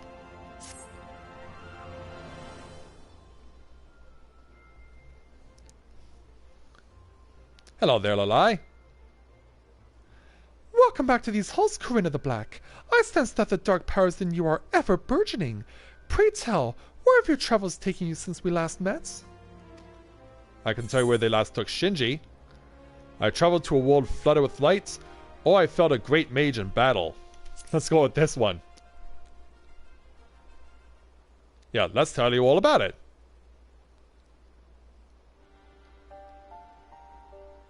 A journey to another world, you say? Intriguing indeed. Consider me impressed, and even a bit envious. How were you able to peer into the past of the Archmage Neilbert and form a bond across the ages with his young friend Tainer? Though the circumstances are not entirely the same, I can't but think back to my own encounter with the great Shatoto. How so? Speaking of which, I too have been keeping myself occupied. Why, I have recorded every detail we learned on our last adventure in writing, that we might preserve Shatoto's knowledge for posterity and avert any similar calamity that may threaten future generations. Just the other day, I put the finishing touches on the final chapter of the final volume, concluding with Shatoto's departure. There is, however, one lingering... What's going on? Well, fancy that. I come to check up on Lalai here, and who do I find but our old friend Corinne? Who goes there? Oh, it's the High. Hey, there's a High. Where have you been? Well, if it isn't everyone's favorite mutton-headed hearer, I need neither your support nor your sympathy, but I suppose you've never been one to let that stop you. Calm now, Lalai. You yourself mentioned that you were at a loss for what to do with the records you inscribed, yes? I simply hoped to inquire as to whether there had been any fruitful developments on that front. So you mean to rub salt in my wounds, yes? There have been no developments, fruitful or otherwise. I consulted with my brothers and sisters at the Order of Northal, but to the last man they refused to even entertain the thought. And so, what do we do about it? You consulted with... Do you mean to say that you are still a member of the Order? Why, I always assumed that you had been excommunicated for your pursuit of the dark arts. Excommunicated? Simply for the pursuit of knowledge? Perish the thought! Though, to be fair, there are many hotter than thou, or many holier than thou types in the Order who share this pig-headed hero's opinion. Irrespective of this, the fact remains that the Order sealed away countless tomes in their vaults when they forbid the art of black magic. Storing my own writings with them, I would argue, is the most logical option. But no, they are too prudish and prejudiced against yours truly to listen to reason. Then again, perhaps if a thaumaturge in good standing with the Order were to put in a good word on my behalf. You may indeed find a more sympathetic ear. What do you say, Corinne?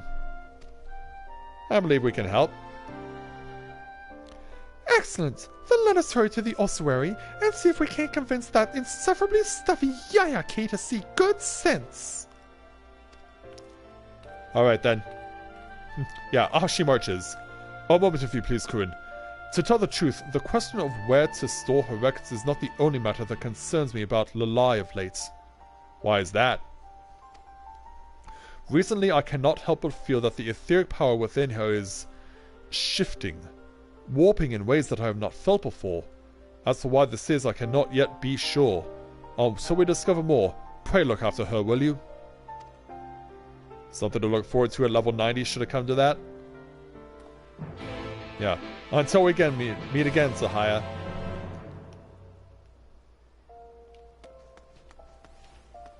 Oh, he's gonna chill out over here with Nonomeda? Alright.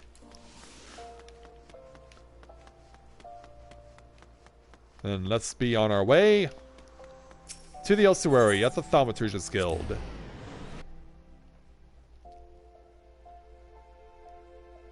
Alright, thanks, Yuna.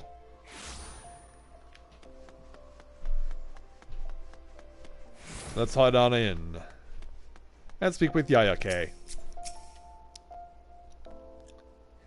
Corinne! Well, this is an unexpected surprise, and not an entirely unpleasant one, though it is by no fault of your own. The unmitigated gall of you, Lalai! Did you honestly believe that dragging poor Corinne here against her will, no doubt, would convince me to agree to housing your shameful scribblings in our archives? I have said it once, and I will say it again. Until the day you renounce the depraved teachings of Kukuruka, you will find no friends here. I would see those books burn before I give them a home here, for our sake and for your own. I swear, despite that pretentious monocle, you remain as blind as a bat to the big picture, Corinne the Black. Talk some sense into this overstuffed secretary. Should the tomes not be sealed away for the safe keeping, or do all the Order agree with your decision? Should the tomes not be sealed away? At least one of us here is capable of communicating like an adult. I will grudgingly admit that there is one who shares Lalai's sentiments. In fact, it is none other than our very own guildmaster, Master Kokabe...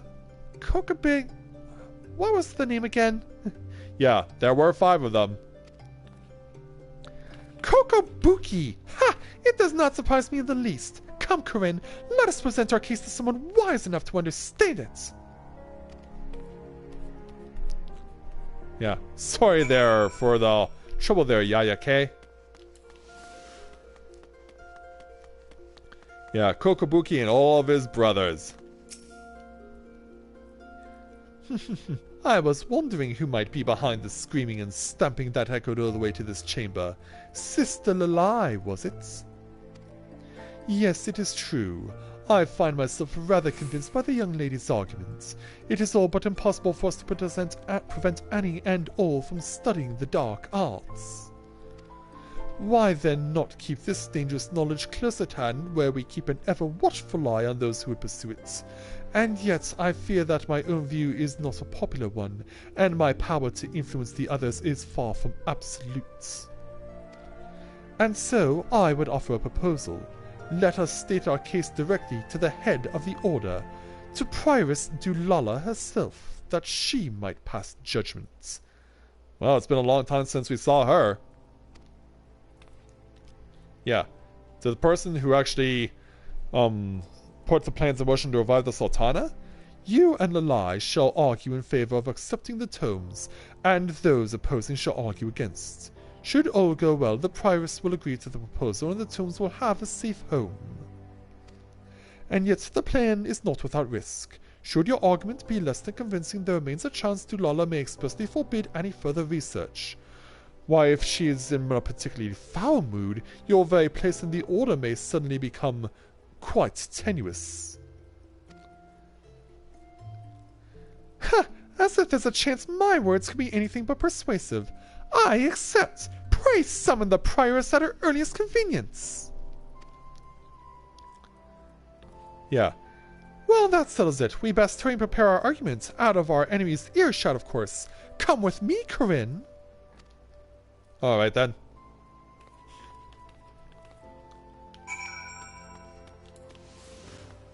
Wait a minute. Aren't we going back into earshot of Yayake? Unless you're standing on the outside of the building. Which you are. What's the Haya here, clearly? Yeah, why did he come to follow us? Unless it's about the concern he had. This is our chance, Corinne. We must simply convince the Prioress at all costs. The future of our art depends on it. What is this curious sensation? Lalai, I knew something was amiss. The ether within you is transforming in a most unusual way. I must admit, I have not felt quite myself lately. My head, it feels as heavy as stone. No, this will not do. I'm afraid I must insist that you submit to a full examination before the hearing commences. As in, right now. Lalai! Lalai, can you hear me? Someone fetch a healer or... Wait, that's me! Yeah, that is you. This is no time for panicking, friend. We must carry her to the frontistery with all speed. Yeah, we must. Yeah, it has to be done.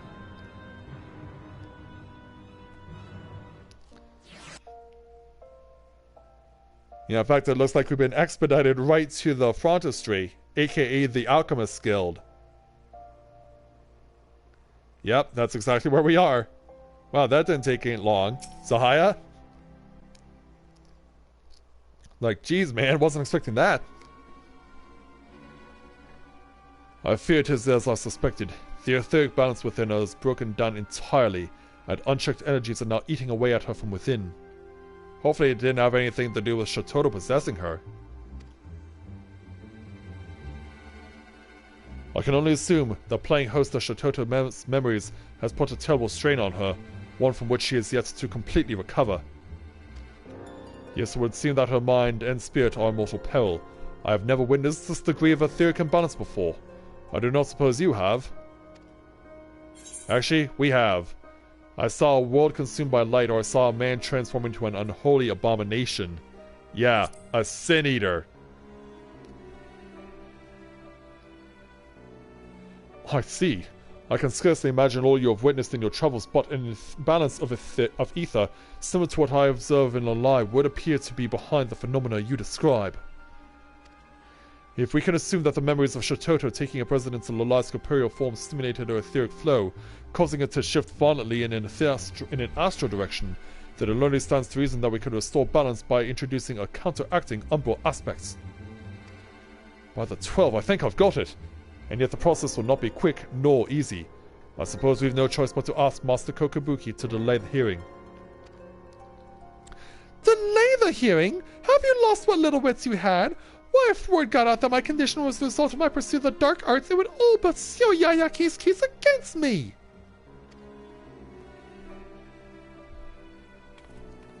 Why are you out of your usual outfit there, Lalai? No, we must proceed as planned before our opponents are the wiser. Corinne, here is my magnum opus, the fruits of all we went through together. I leave them in your capable hands. Go on ahead, I'll be along in due time. Yeah, I had no idea Lalai actually wore something other than what Vivi wore. But yeah, I'll take it off your hands. Are you mad? You can't possibly mean to attend the proceedings in your current condition. Of course not. And so, fortunately, I just so happen to know a hero who, despite being an insufferable stick in the mud, has proven himself more than capable in the healing arts. Yeah, Lalai. Very well, leave it to me. I will see to it that you are back on your feet before the judgment is rendered. Until then, I suppose it's up to Corinne here. Godspeed, my friend. Yeah, we'll do what we can. You focus on taking care of Lalai. And so now, back over to the ossuary.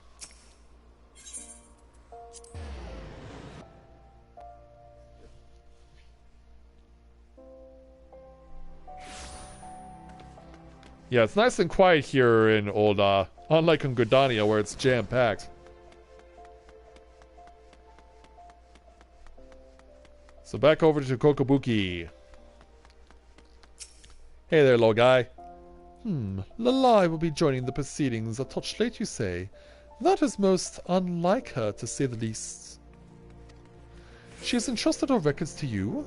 Very well, with any luck we will be able to use them to our advantage. Now allow me to see them. The prioress will be here all too soon.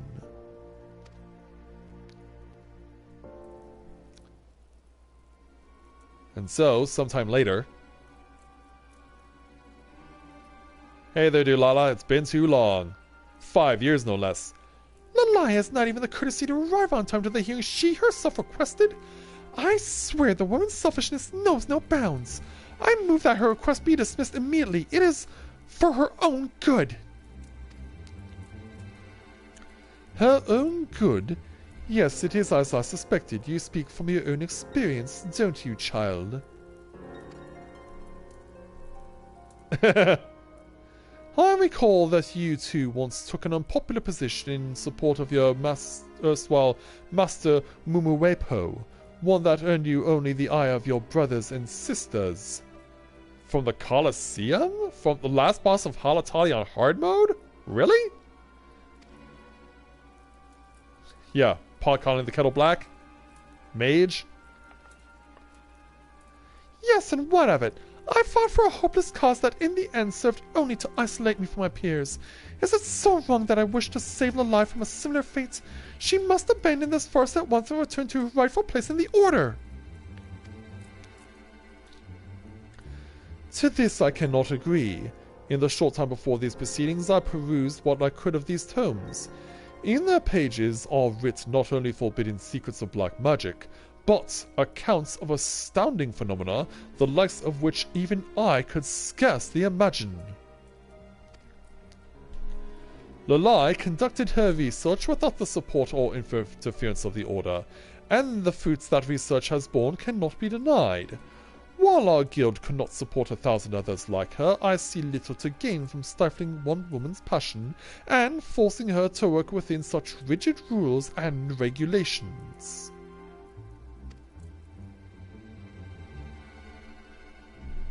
You're free to chime in at any time there, Dulala. The merits of both arguments are not lost on me, and yet I must confess a degree of ignorance about the matter at hand.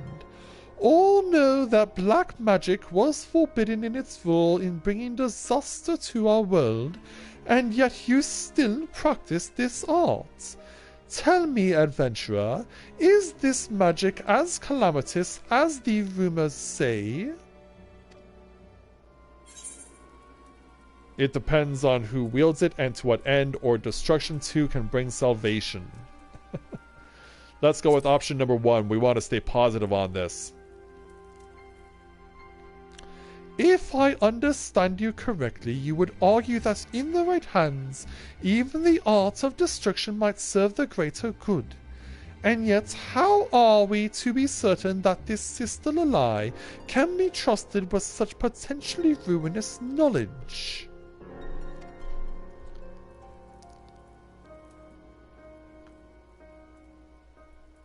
Is she gonna show up? My apologies, Pyrrhus. By your leave, I would tell my tale. Oh, back in her outfit. I knew she couldn't stay out of that forever. Yeah, do what you gotta do. This is why you set this all up. Black magic is an inherently dangerous art. This I cannot and will not deny. Never would I suggest that even a single mage pursue this path without full knowledge of the perils that lie ahead. That is precisely why I have recorded in painstaking detail not only the arcane knowledge I have gleaned, but every last one of the myriad phenomena, both wondrous and terrifying, I have experienced in its pursuit. Unbreakable bonds formed with beastmen we thought once our sworn enemy, bodies and souls consumed by the pursuit of forbidden knowledge, an unspeakable calamity revisited upon our world after millennia. We must leave this knowledge to posterity that our sons and daughters do not repeat the mistakes of our past. Those who do not learn from history are doomed to repeat it. This is the crux of your argument, yes? That's how it is.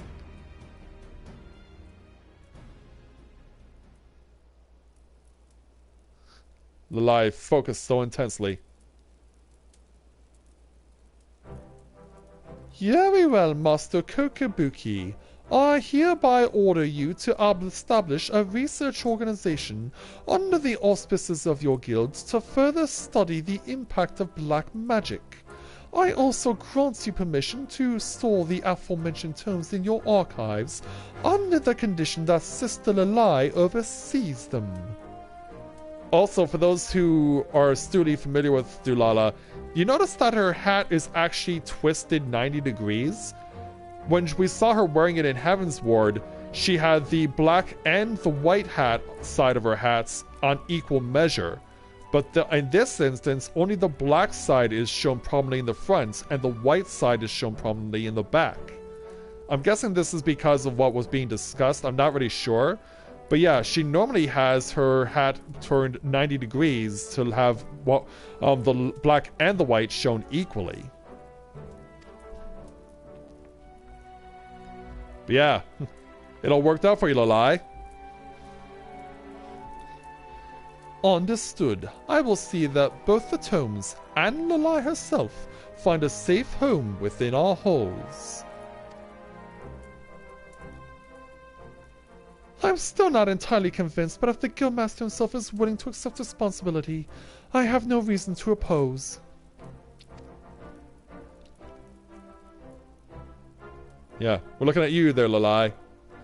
Prioress Dulala, Master Kokabuki, I cannot thank you enough. Mark my words, you will not regret this decision. I will see to it that this knowledge is passed down as it should be, that the errors of our past will never be repeated. Yeah. Of course, I stand out amongst all these 4 Lalafels, playing the role of an Elizin. And now to speak with Kokabuki. Well, I do believe the proceedings went about as well as could be expected. I suppose that means that Lalai is now directly under my supervision. Don't think you'll be getting free rein around here simply because I vouched for you, child. I expect regular reports on any and all of your findings. Only through transparency will black magic ever be accepted by doubters and skeptics. Understood. I shall begin to prepare my first report at once. But before that, there's another with whom I would like to share these tidings. That is, by your leave, Guildmaster? I believe you know well of whom I speak. He awaits us at the Sacrarium. Come along, Corinne. Yeah, we gotta forward this information to Sahaya, as well as Lalai's old friend. So let's make our way back over. Oh, bonjour, Olivier! You caught me in the middle of questing! So let's head on over to the Miners Guild.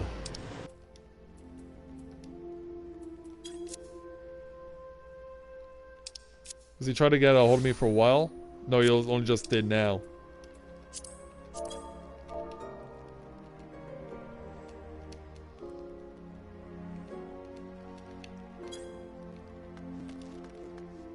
Yeah, I'll give him a hello. And we'll make our way over to this aquarium again. Speak with Lalai, Zahaya, and Nonomeda. And so you see, I simply thought that, well... Whatever is the matter, Lalai, this is your moment of triumph. I would expect you to be more triumphant. Of course I am. It's simply that, well, clearly I could not have... I did not accomplish this on my own, so... Corinna the Black, and yes, you as well, Zahaya Nelna, you have my deepest gratitude. I think that's thank you. Well, I dare say this has been a momentous day in more ways than one. Once again, Lalai, my congratulations, and you are most welcome. And with that, I should be on my way. When next we meet, I would introduce my colleagues from Stilglade Fane. Now that you're no longer a pariah, I suppose they would not be averse to exchanging knowledge with you. Yeah, maybe we'll see that at level 90. And just when I was beginning to take a liking to that dolt. At any rate, though, my official position may have changed, my mission remains the same. I will do all my power to preserve our art for future generations. Pray continue to lend your aid, Corinna the Black. That we will do, so we'll take our 1,295 gil and our 3 tier 7 materia. And earn the achievement Back in Black 4, which will also earn us a new title, that being of Stranger Shadow. So that takes care of what we've seen with Corinne. So that's the most recent level 80 she's got. But now we gotta go over to Mathia.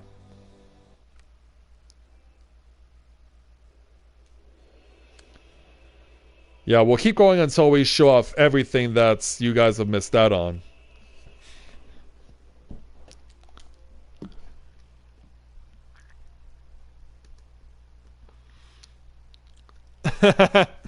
You ready think so, Karu?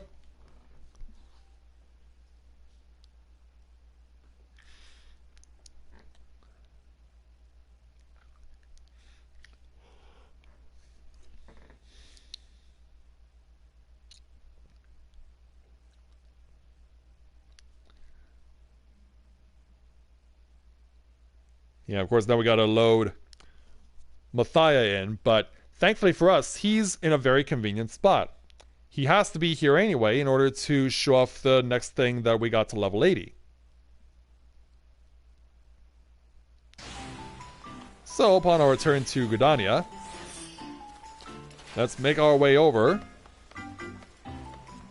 Because we gotta make a visit to the falls. We gotta get to Apkaru Falls.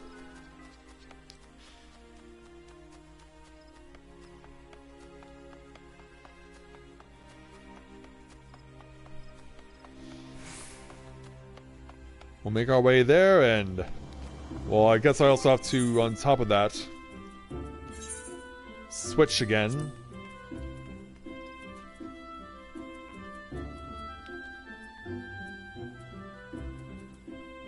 Yeah, we'll set these aside for now. We'll set the gathering wings aside for now, because I'm not going to need them.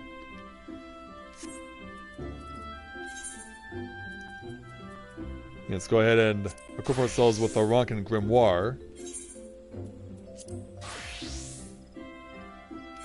There we go. And so now, let's make our way over to Ishtola's beloved sister, Emitra, and see how she's been doing lately. Let's go and speak with Emitra to take on the level 80 Summoner's quest entitled To Be Second Best. Emitra is eager for news of her sister. Yeah, who's obviously still in peril.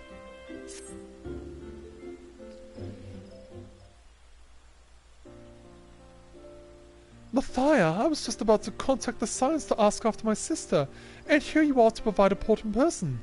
What news? Well, you need to know something important. To the first? One of the 13 reflections, you mean? Yeah. I thought my field of expertise a complicated one, but I struggled to comprehend the enormity of your tale. Still, Stola seems to be faring well enough, and for that I'm grateful. Ah yes, before I forget, I actually had a on to you. Do you recall Summoner Jaja Samu, formerly of the Company of Heroes and current member of the Immortal Flame Summoner Squad?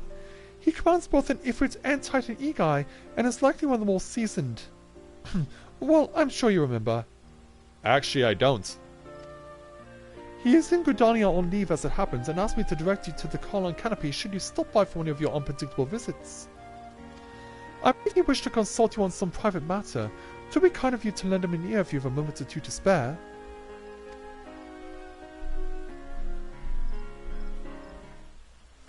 Maybe he was involved with the... Well, actually, it would probably just be easier for me to warp to the news side. That would probably be quicker. Yeah, was Jaja Samu in the Stormblood quest line? Because I know in the Heavens Ward one we had Dancing Wolf.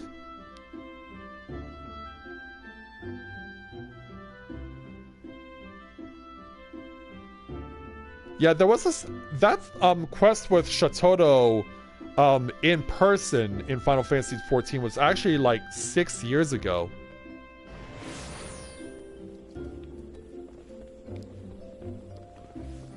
But yeah, what happened was that in the levels 60 to 70 in the Stormblood Black Mage quest, Shatoto possesses someone who you have to team up with.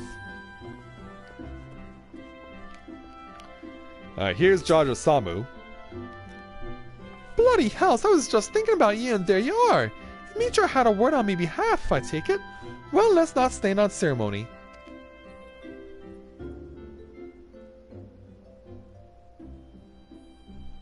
Yeah, we're having a chat. Just sitting down to do so. I'll not mince words with ye. I need some advice concerning someone who's in mortal combat.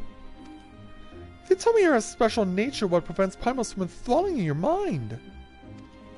So what I don't know is, what's your thinking on being sent out to the front lines every time a beast tribe scrapes together a pile of crystals? That's just the way of the things where I'd be happy to help. Yeah, I'm happy to be able to help.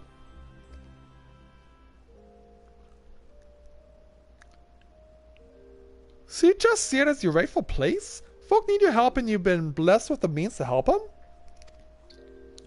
Well, that's one way of looking at it. Me, I'm in it for the coin. Have been ever since I sold me spells with the Company of Heroes. Most of the soldiers I march with ain't much different. We're happy to put our lives on the line as long as there's a purse waiting for us at the end of the day. The pair what joined in our last skirmish, though, now there's a whole nother story. What happened? You heard of Ironfeld and Fordola, aye? What happened? Yeah, like, what? Yeah, Corinne told us about them. The lad's one of the Scions, same as you, no mystery there. But yeah, he helped us out quite a bit. But yeah, we know about Fordola, the former leader of the Crania Lupi, who was in a jail cell for a duration in Stormblood, and was, shall we say, injected with the ability to use the Echo. Is it possible that she's been pardoned? As for the last, she's a bit more complicated. Former officer in the Imperial Army, captured by the Resistance and steps away from the noose, fighting for Alamigo as a conscript now, which is the only reason she is still breathing.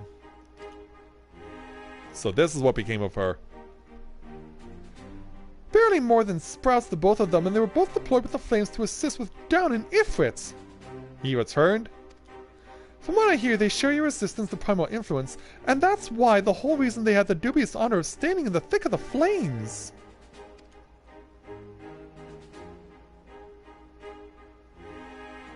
Crazy. Meanwhile, me and me fellow summoners was out cowering in the shadows, sending out Eagle to support these youngsters what's seen less than 40 summers between them. Less than 40? Fordola's old enough to look 40. Can't say I cared much for the experience. It bothered me to think they was being made to fight a battle what weren't theirs, just because of who they are. Do you think you could talk to him for me? Ask how they feel about the whole thing. You're about the only person I can turn to. Alright then. Yeah. Talk about unlikeliest confrontations. Me thanks. You'll find Arnvald in Rogar's Reach, and he'll know where to find Fordola.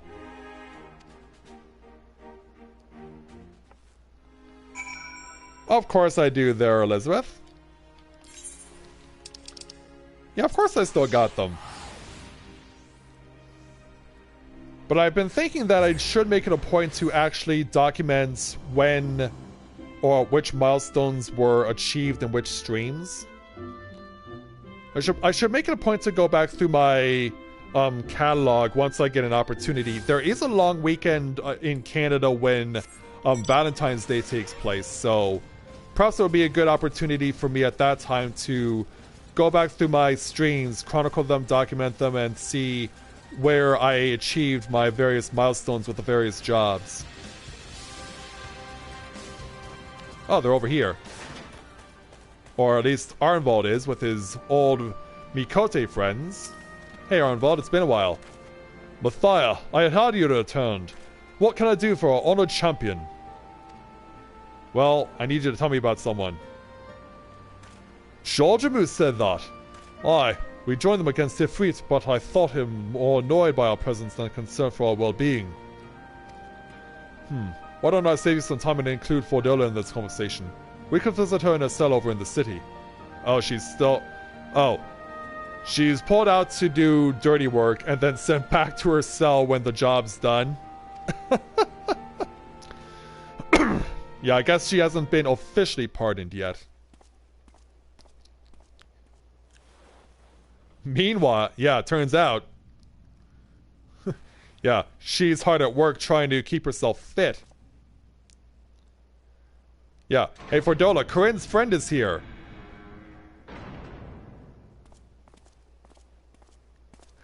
Can you afford us a second? Fair Monty, Fordola. Yeah, on your feet. You again? And I see you brought company. What is it now? Yeah, we just wanted to talk to you about something. How did you ended up with getting enlisted by the Immortal Flames? My thoughts on fighting primals. Is that what you came all the way here to ask me about? I fought because I like the idea that can help others. The feeling that my presence is needed. Not hard to explain considering how my own mother decided she didn't want me around.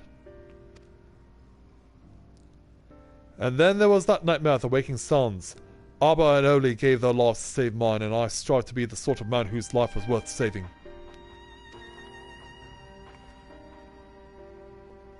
How very honourable, but no such lofty ideals do my actions.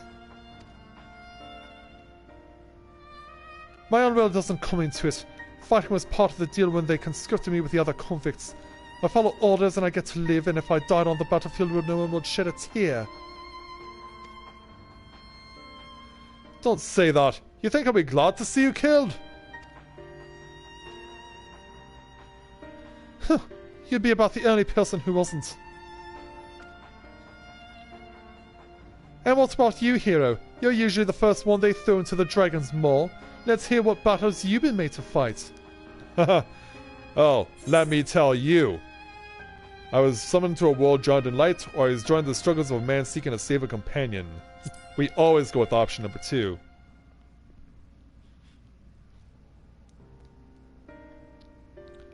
You're saying you were involved in the affairs of a man who had passed through the rift between worlds? Someone who's been wandering as a ghost for 100 years? That's right. I'm not sure if you're the realm's greatest champion or the realm's greatest liar. I believe you, Mathia, and want to follow the path you walk. Even if I could never hope to carry out the same burdens, I can at least work towards having a sturdier back.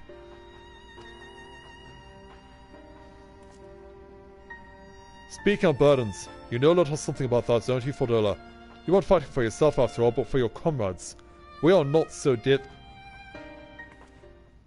like, yeah, went a bit too far. Don't pretend my gift is anything like yours. I wanted it. asked for it even, but got more burden than I bargained for. How many souls were sacrificed for that research? No, the power they gave me was the power they gave me was tainted from the beginning. But if I can do some good with it, then maybe they didn't die for naught. Satisfied? Then leave me be, I've got training to do. Yeah, gotta let her get back to it.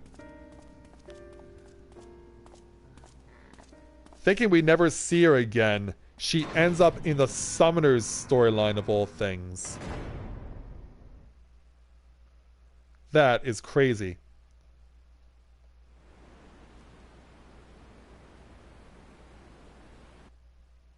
So we just get dumped off back outside of the cell, I guess.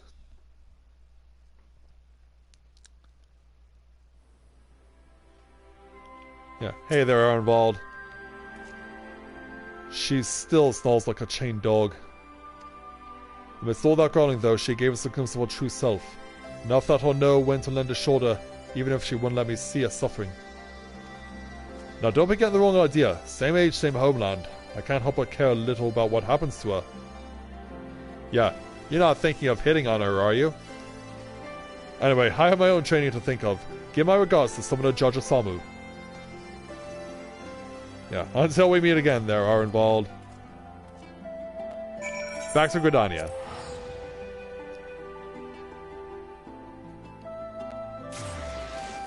Yeah. So what do you think? Do you think a princess and a guy like me? No.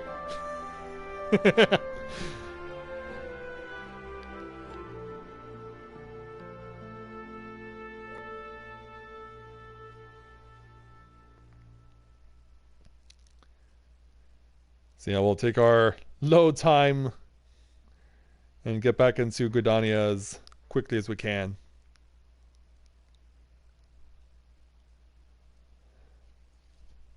But yeah, wow. Definitely goes into the unlikeliest category. Now we gotta hustle back over to Miketo.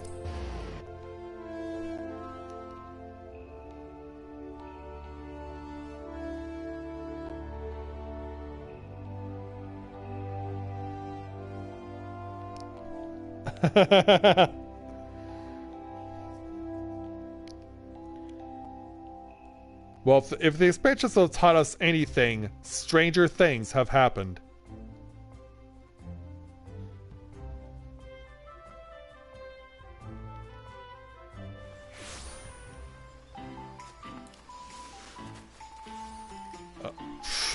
Also, I just realized we were not supposed to come here yet. Yeah, I'm so wanted to get back to Amitra that I forgot to speak with Judge Osamu. Yeah, are we forgetting something?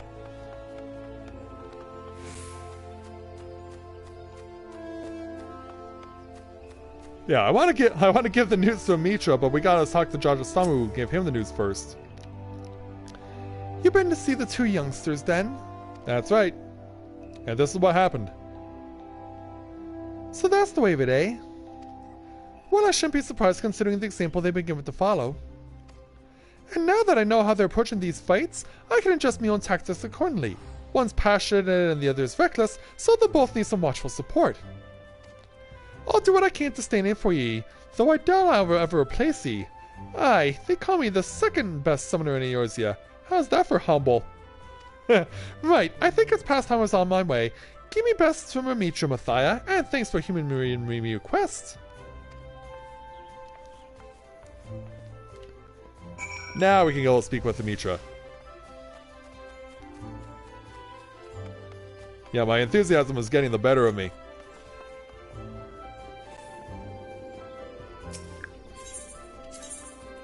Back to Miketo.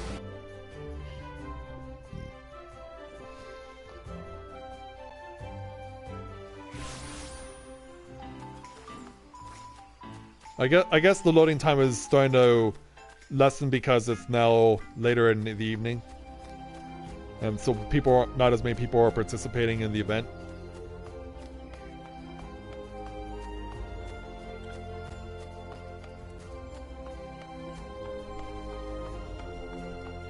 But yeah, I really do think that until we have a definitive answer on which of the 3 emissaries was chosen, I can't really put the Valentine's Day event video out straight away. Let's go and speak with Amitra. Everything went well with the lieutenant, I trust? Yes, it did. I won't pry into the details, but I'm glad to see you are looking so content. To master summoning is an arduous journey, yet I imagine the going is made far smoother with a mentor such as you. I'm somewhat envious of your younger colleagues. And if I am to mirror their progress, I must not allow my own scholarly research to fall by the wayside. Good day to you, Mathia. So we'll take our 2052 gil plus our 3 tier 7 materia. And we earn the achievement Soul Summoner 4, which allows us to unlock a new title. And for the summoner, that is Far Caller. Well, when it comes to this particular expansion, far calling to another world, not that far-fetched. Now, because of course, since Summoner and Scholar go hand in hand, we gotta go to Limsa too.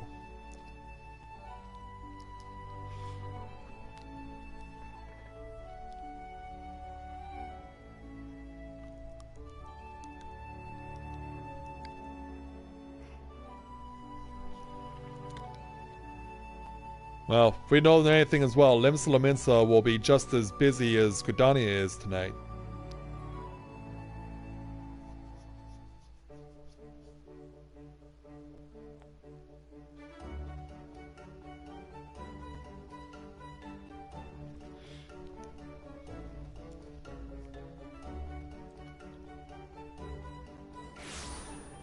Okay, we've arrived. It's time to make our way over to the Marauders Guild. Because not only do they deal in axes over there... Oh, Olivier.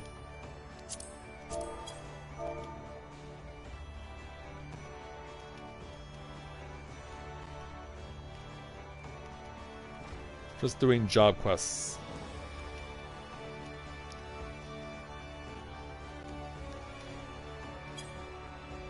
Yeah, not this time, Olivier. So yeah, over here, Alka Zulka, person who we take the Scholar's quest from. So let's switch out one book for another. And speak with Alka to take on the level 80 Scholar's quest entitled True Beauty. Alka Zulka appears to be on the point of setting out somewhere. If it isn't Mathia in the flesh! It's been quite some time, hasn't it? Rashad keeps me apprised of any tales of your heroism that reaches her ears, and I must say they never fail to inspire me to reach for far greater martial and tactical heights. The commander of Stormblood, or the commander of the Maelstrom, would do that? That's interesting. I've thus been seizing upon every opportunity to hone my skills, be it through employment or study. In fact, I have an appointment with Sarito Carito shortly to review Mariner's stratagems for securing thoroughfares and byways. Would you care to join me? I guess we know where we're going. Excellent! It'll be a pleasure to train alongside you again. I shall meet you at Camp Bronze Lake. Sarito Carito awaits us there.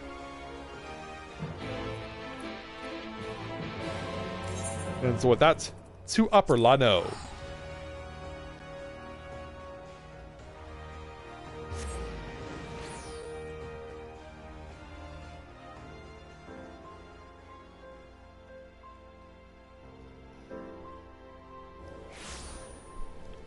To be fair, so do I there, Karu.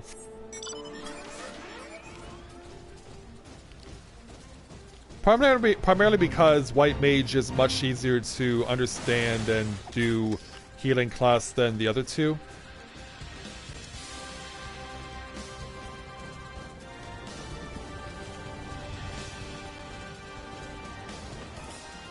Yeah.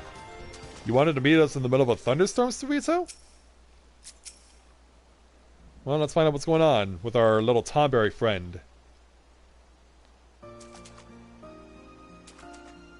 Hello there. My, what a pleasant surprise. I was unaware that you would be joining us today. Indeed we are.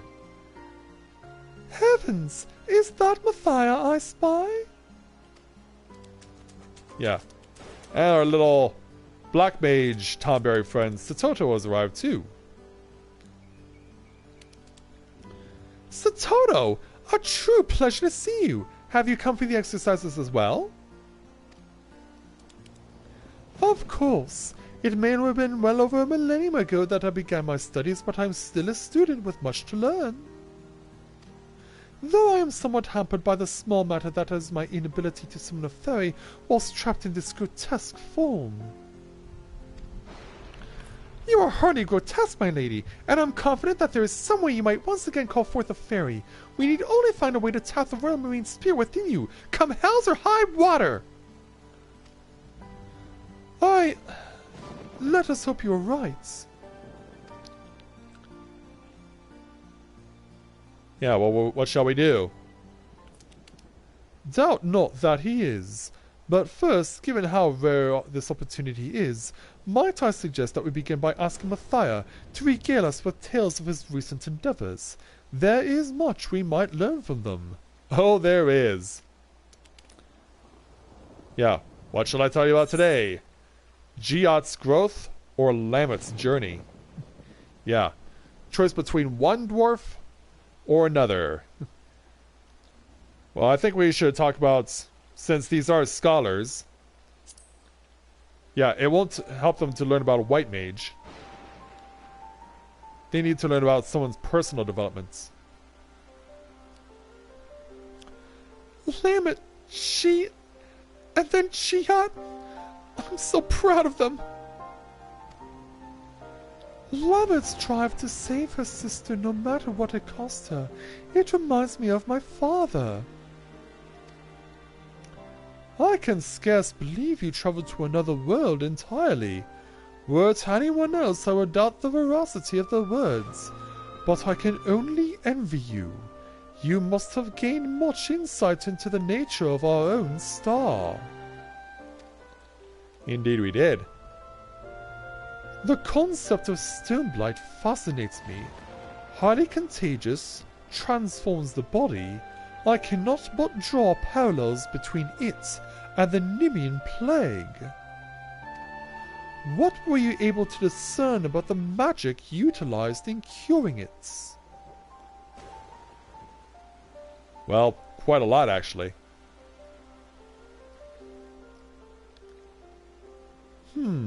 Perhaps the application of a high concentration of ether.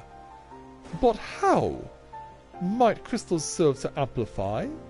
Assuming so... Yeah, he's got them all over this. Just don't cut yourself with your own knife. It may work. The similarities of Stoneblight to our own affliction. This may well be the key to a cure for the Nemean Plague.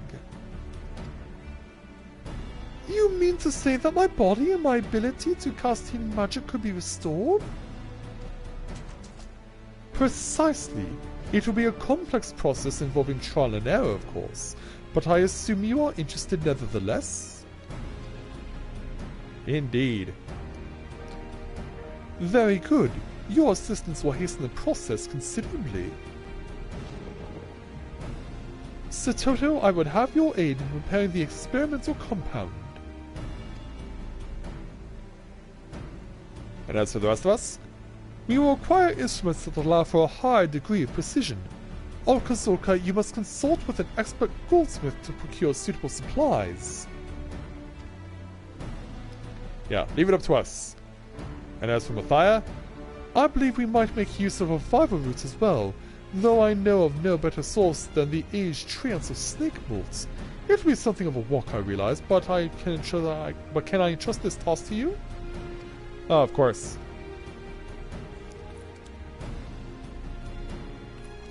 A challenge befitting the more Royal Marines, and to it we shall rise!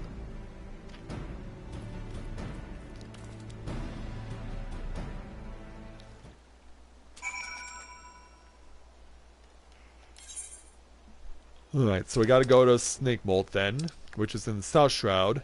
And so this is a rare instance where combat is actually required. And on Scholar, no less.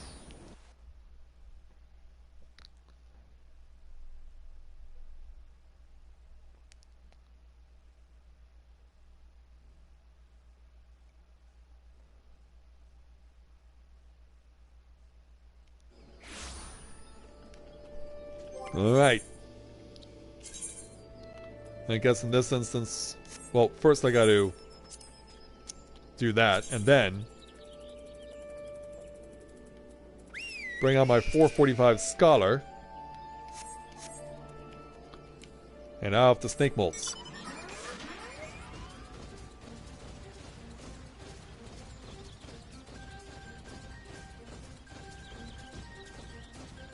Weave our way through and start going down the path. Yeah, we don't need to fight these treants.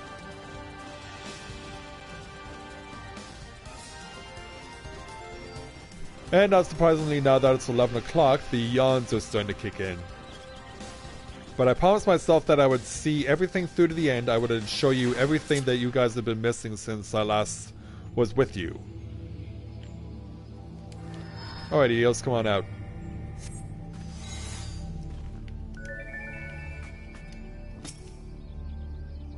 Let's see what happens.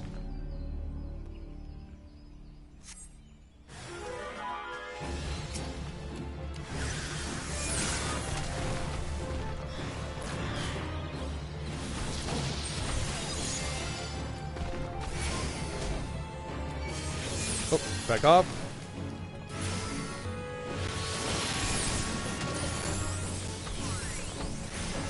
I have no idea what I just did.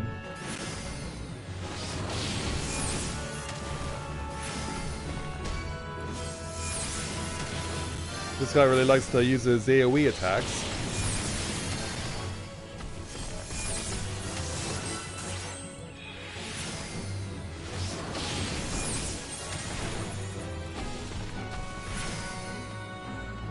Damn, I can barely get a hit on this guy.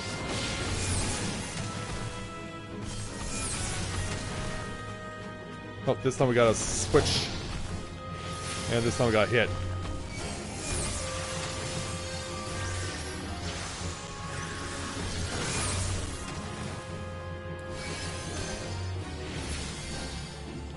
Oh, again.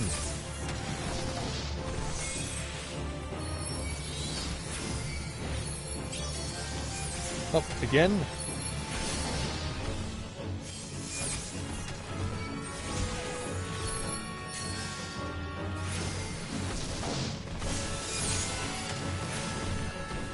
Now, that being said, that I have no idea what I'm doing.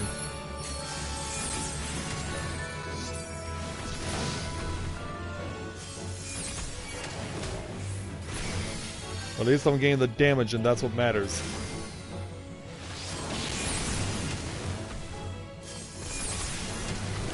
Oh, back off.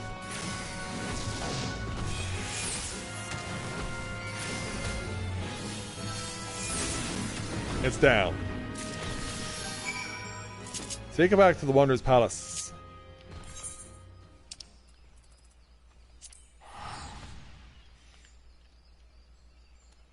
Yeah, let's take it back.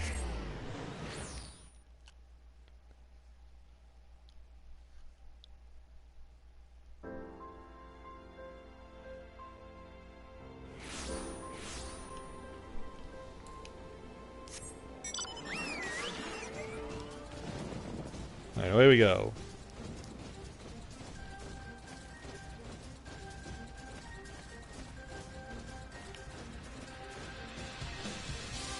And we'll see what Suito has to say about what we've obtained.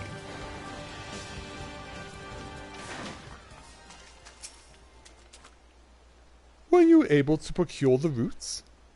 Indeed we have.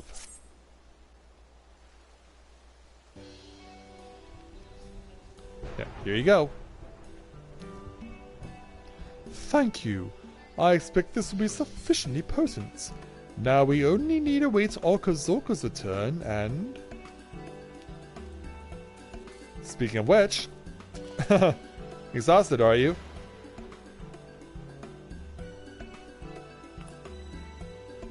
Apologies, I've only just escaped. I am acquainted with the goldsmith of some repute, and he agreed to fashion the instruments in my return for my massaging him with salamander oil. Again. You had to massage Godbert? Oh god. Oh Godbert, what are you doing, dude? However, the goods themselves should be more than adequate. If they came from Godbird, I question the content immediately. A little Lalafell massaging Godbert in his underwear with salamander oil. Think about that for a moment. Oh, they're a bit oily, but presumably that will come off. In which case, we can prepare the compound at any time. However, the matter of what follows is problematic. And why is that? Yeah, go on. Problematic? In what sense? Though I am very confident in my theory, the experimental compound is just that. Experimental. I did state before that this process would involve trial and error. As the Nemean plague does not affect beasts, to test it on any but a tomberry is impossible. Yet, as its ingestion will result in disruption to the body's ethereal balance, there is a possibility that the subject may find himself worse off than before. I have no intention of inflicting such a fate on any of my brethren, naturally, and so, should I be warped beyond recognition as a result, the task of destroying me will fall to you. Let's hope it doesn't come to that. You can't honestly believe we would agree to that? Yeah, not even I would do such a thing. I don't think Satoru would either. What if you were to test it on me instead? Yeah, offering itself up. Absolutely not! You heard what he said! The test subject might very well become a monster! I am prepared to take the risk. Well, I'm not prepared to let you! So would you rather Sarita or Karita do it? If the test does fail and he becomes some sort of abomination, who would remain to continue researching the cure? It follows that I ought to be the subject. Like... Yeah, I think Alka's realizing, yeah, maybe we should. Am I supposed to accept that? It's not your choice to make. Please calm yourselves. The minister will take some time to prepare in any case. We can discuss this later when we've all had the opportunity to think.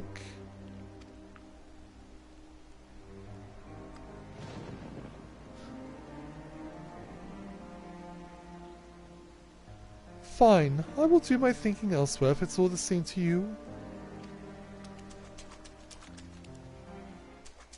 Yeah, I think Alka kind of scared him off. Or her off, rather. I don't understand. I'm merely trying to prevent her from placing herself in harm's way. I believe you two would be served well by a reprieve. Perhaps a bit of exercise? What's with that, Alka? Yeah, Buddy relents. If you insist. This would be a far sight easier if they were honest with one another. I think so too. As doubtless you are aware, Satoto is quite enamored of Okazuka. She seems disinclined to pursue the matter, however, her current condition being what it is. Though she raised the salient point, I would not have her volunteer if her primary goal is to remove that perceived obstacle. Were Okazuka would be forced to slay her, only to later learn what it was all for, it doesn't bear thinking about. Might you go and speak with her? I expect that she is fuming somewhere in outer Lanusea. She has a tendency to wander when she's distressed. Is combat going to be required? Yes, so I'm a little worried.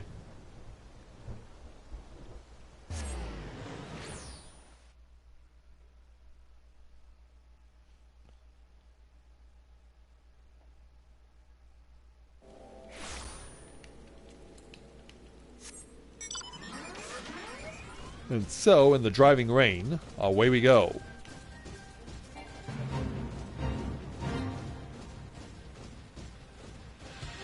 Yeah, we'll stay awake as long as it takes.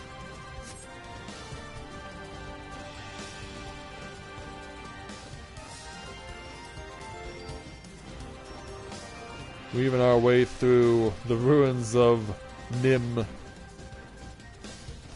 and getting to where we need to go.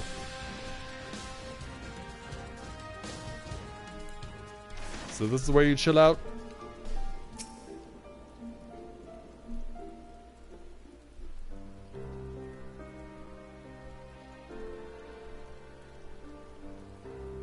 Yeah. Hey there.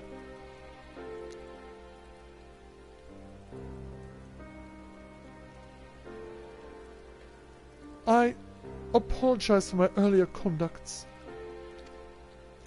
I have no intention of changing my mind, though. My logic is sound. It is, but are the reasons you gave truly why you volunteered? Or is it love makes us do foolish things? Yeah. Are the reasons you gave truly why you volunteered?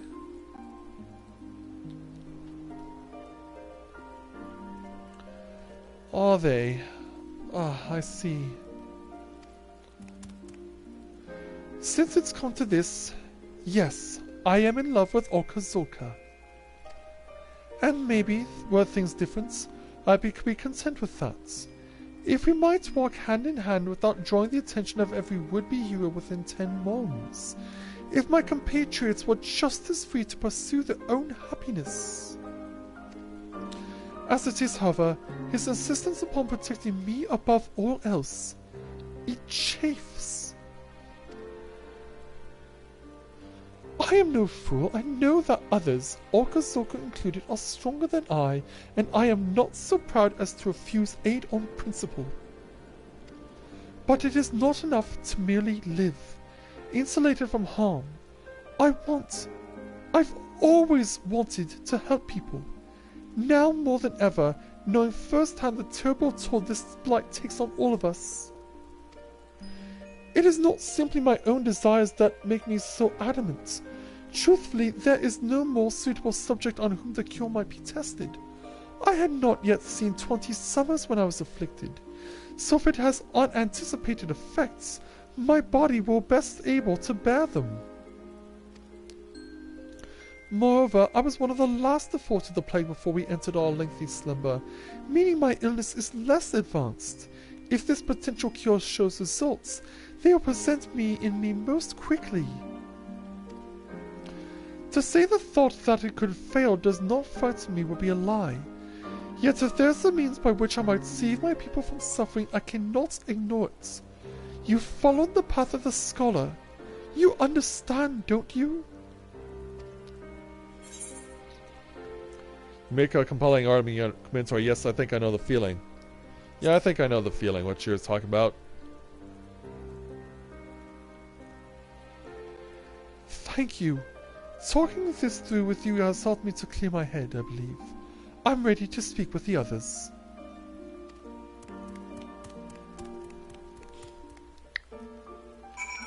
And let's go back to Bronze Lake. Which we're technically already at, we're just on the opposite side of it.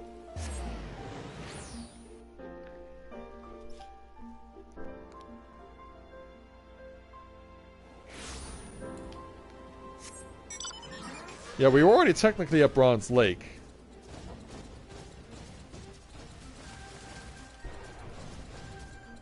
It looks like the storm is subsiding, and now it's just simply a nice little haze.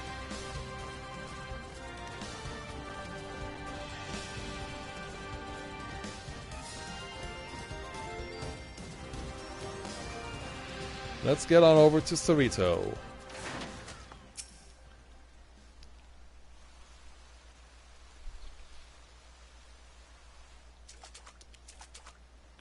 And now we're all back together.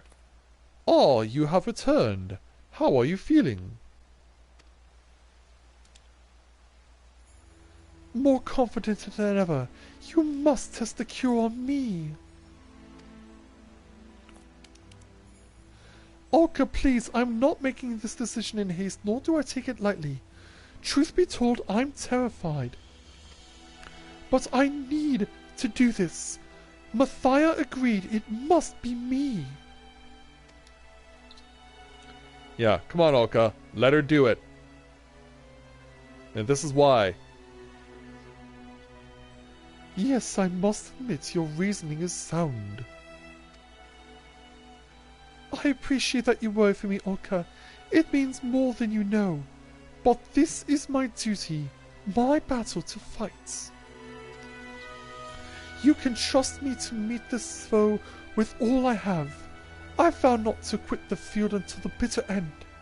But if the time comes when I am no longer myself, I need to know that my fate is in good hands. In your hands. Poor Olka. As you wish. I will be at your side as any true mariner would, but know that I fully expect you to see her victory come hell's or high water. I will, thank you, Olka. Very well. If the both of you are resolved, I will abide by Satoto's decision. But before we begin, I must explain how the process is meant to work. Yeah. Gotta explain the full details. First, Satoto will drink the compound I devised.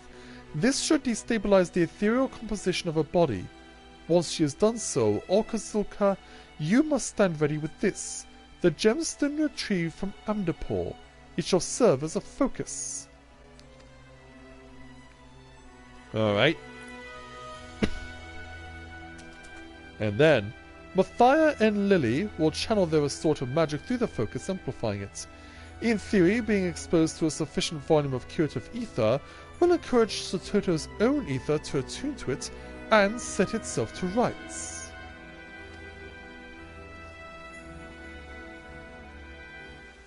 well, at least we know what to do, so... Shall we?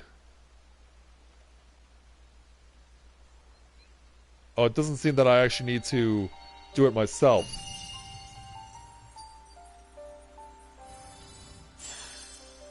Hello. Yeah, ready to help you out.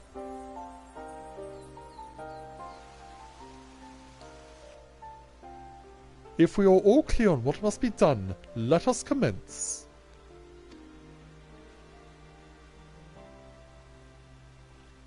And so, away she goes.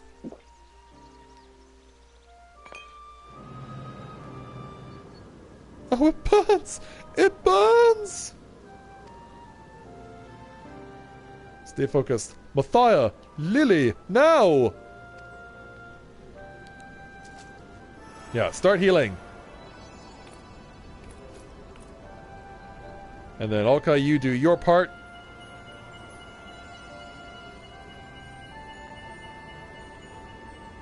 Yeah, give it all you got. We don't want this to be the last sunset she sees. Fight it, Sototo! Yeah. And when it all is said and done,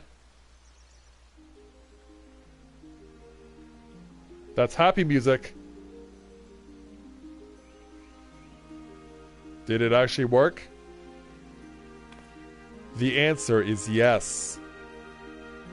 Hello, Satoto. Nice to meet you. We have a successful cure. Yeah, now this Valentine's Day truly has its happy ending. You are truly radiant, Satoto, inside and out.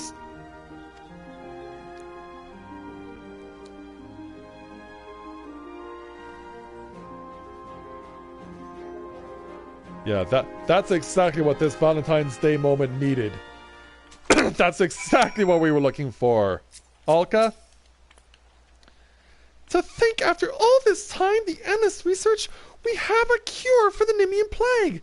That Sarito Carito even managed to devise such a thing is remarkable enough, but to see it succeed? Without Matthias' skill as a scholar, it never would have been possible. And Satoto, your kindness, your conviction, your strength of spirit. It inspires me to train with even greater fervor. Yeah, away he goes. So Toto. That is so like him. And he's still utterly oblivious to my feelings, I'm sure. It's alright though, I never truly expected to have another chance at the life I once envisioned for myself. And now that I do, I intend to enjoy it. There's no need to rush through all the best parts. That goes to my vocation as well. I intend to relearn the scholarly arts starting from the basics, and with my etheric balance restored, I should be able to summon Lilac properly. Someday we will be the salvation of those in need, I swear it. For the moment, however, I have much training to do if I am to be fit for the Royal Marines. To that end, I am off to find Olka. You know where to find him. He's back over in Nimsalaminsa. So she'll take her leave. Oh, the quest ends with you, Sarito. Alright. Having labored for so long, so fruitlessly, and then to see the cure realized at last, I find myself at a loss for words. I will need to monitor Satoto's condition for a time, of course, lest there be adverse effects that were not readily apparent. But this is progress. Astounding progress towards the day when we might see all Tonberries restored to their former selves. In the meanwhile, inexperienced in matters of the heart though you are, or though they are, you needn't worry over much for those two. I have confidence that they will sort themselves out in due time. Fare you well in whatever worlds your travels lead you to, and thank you. You are more than welcome, Suito. So we'll take our 2,990 gil plus our 3 tier 7 materia, which includes a piety level 7. Oh, and Sarito heads off too, I guess. So he's not going to chill out here for a while. So we earn the achievement Flying Colors 4. And with this particular title, we also gain the Knower of Twin Worlds title. And so, there we go. So, as it stands right now for Mathia, that is now 1, 2, 3, 4, 5, 6, 7, 8, 9 80s. And Astrologian is currently being worked on next, so that is the next one you guys can look forward to. So, also as well, because Corinne does not have an 80 coming down the pipeline anytime soon, I don't think we'll necessarily need to worry about focusing on her for a while.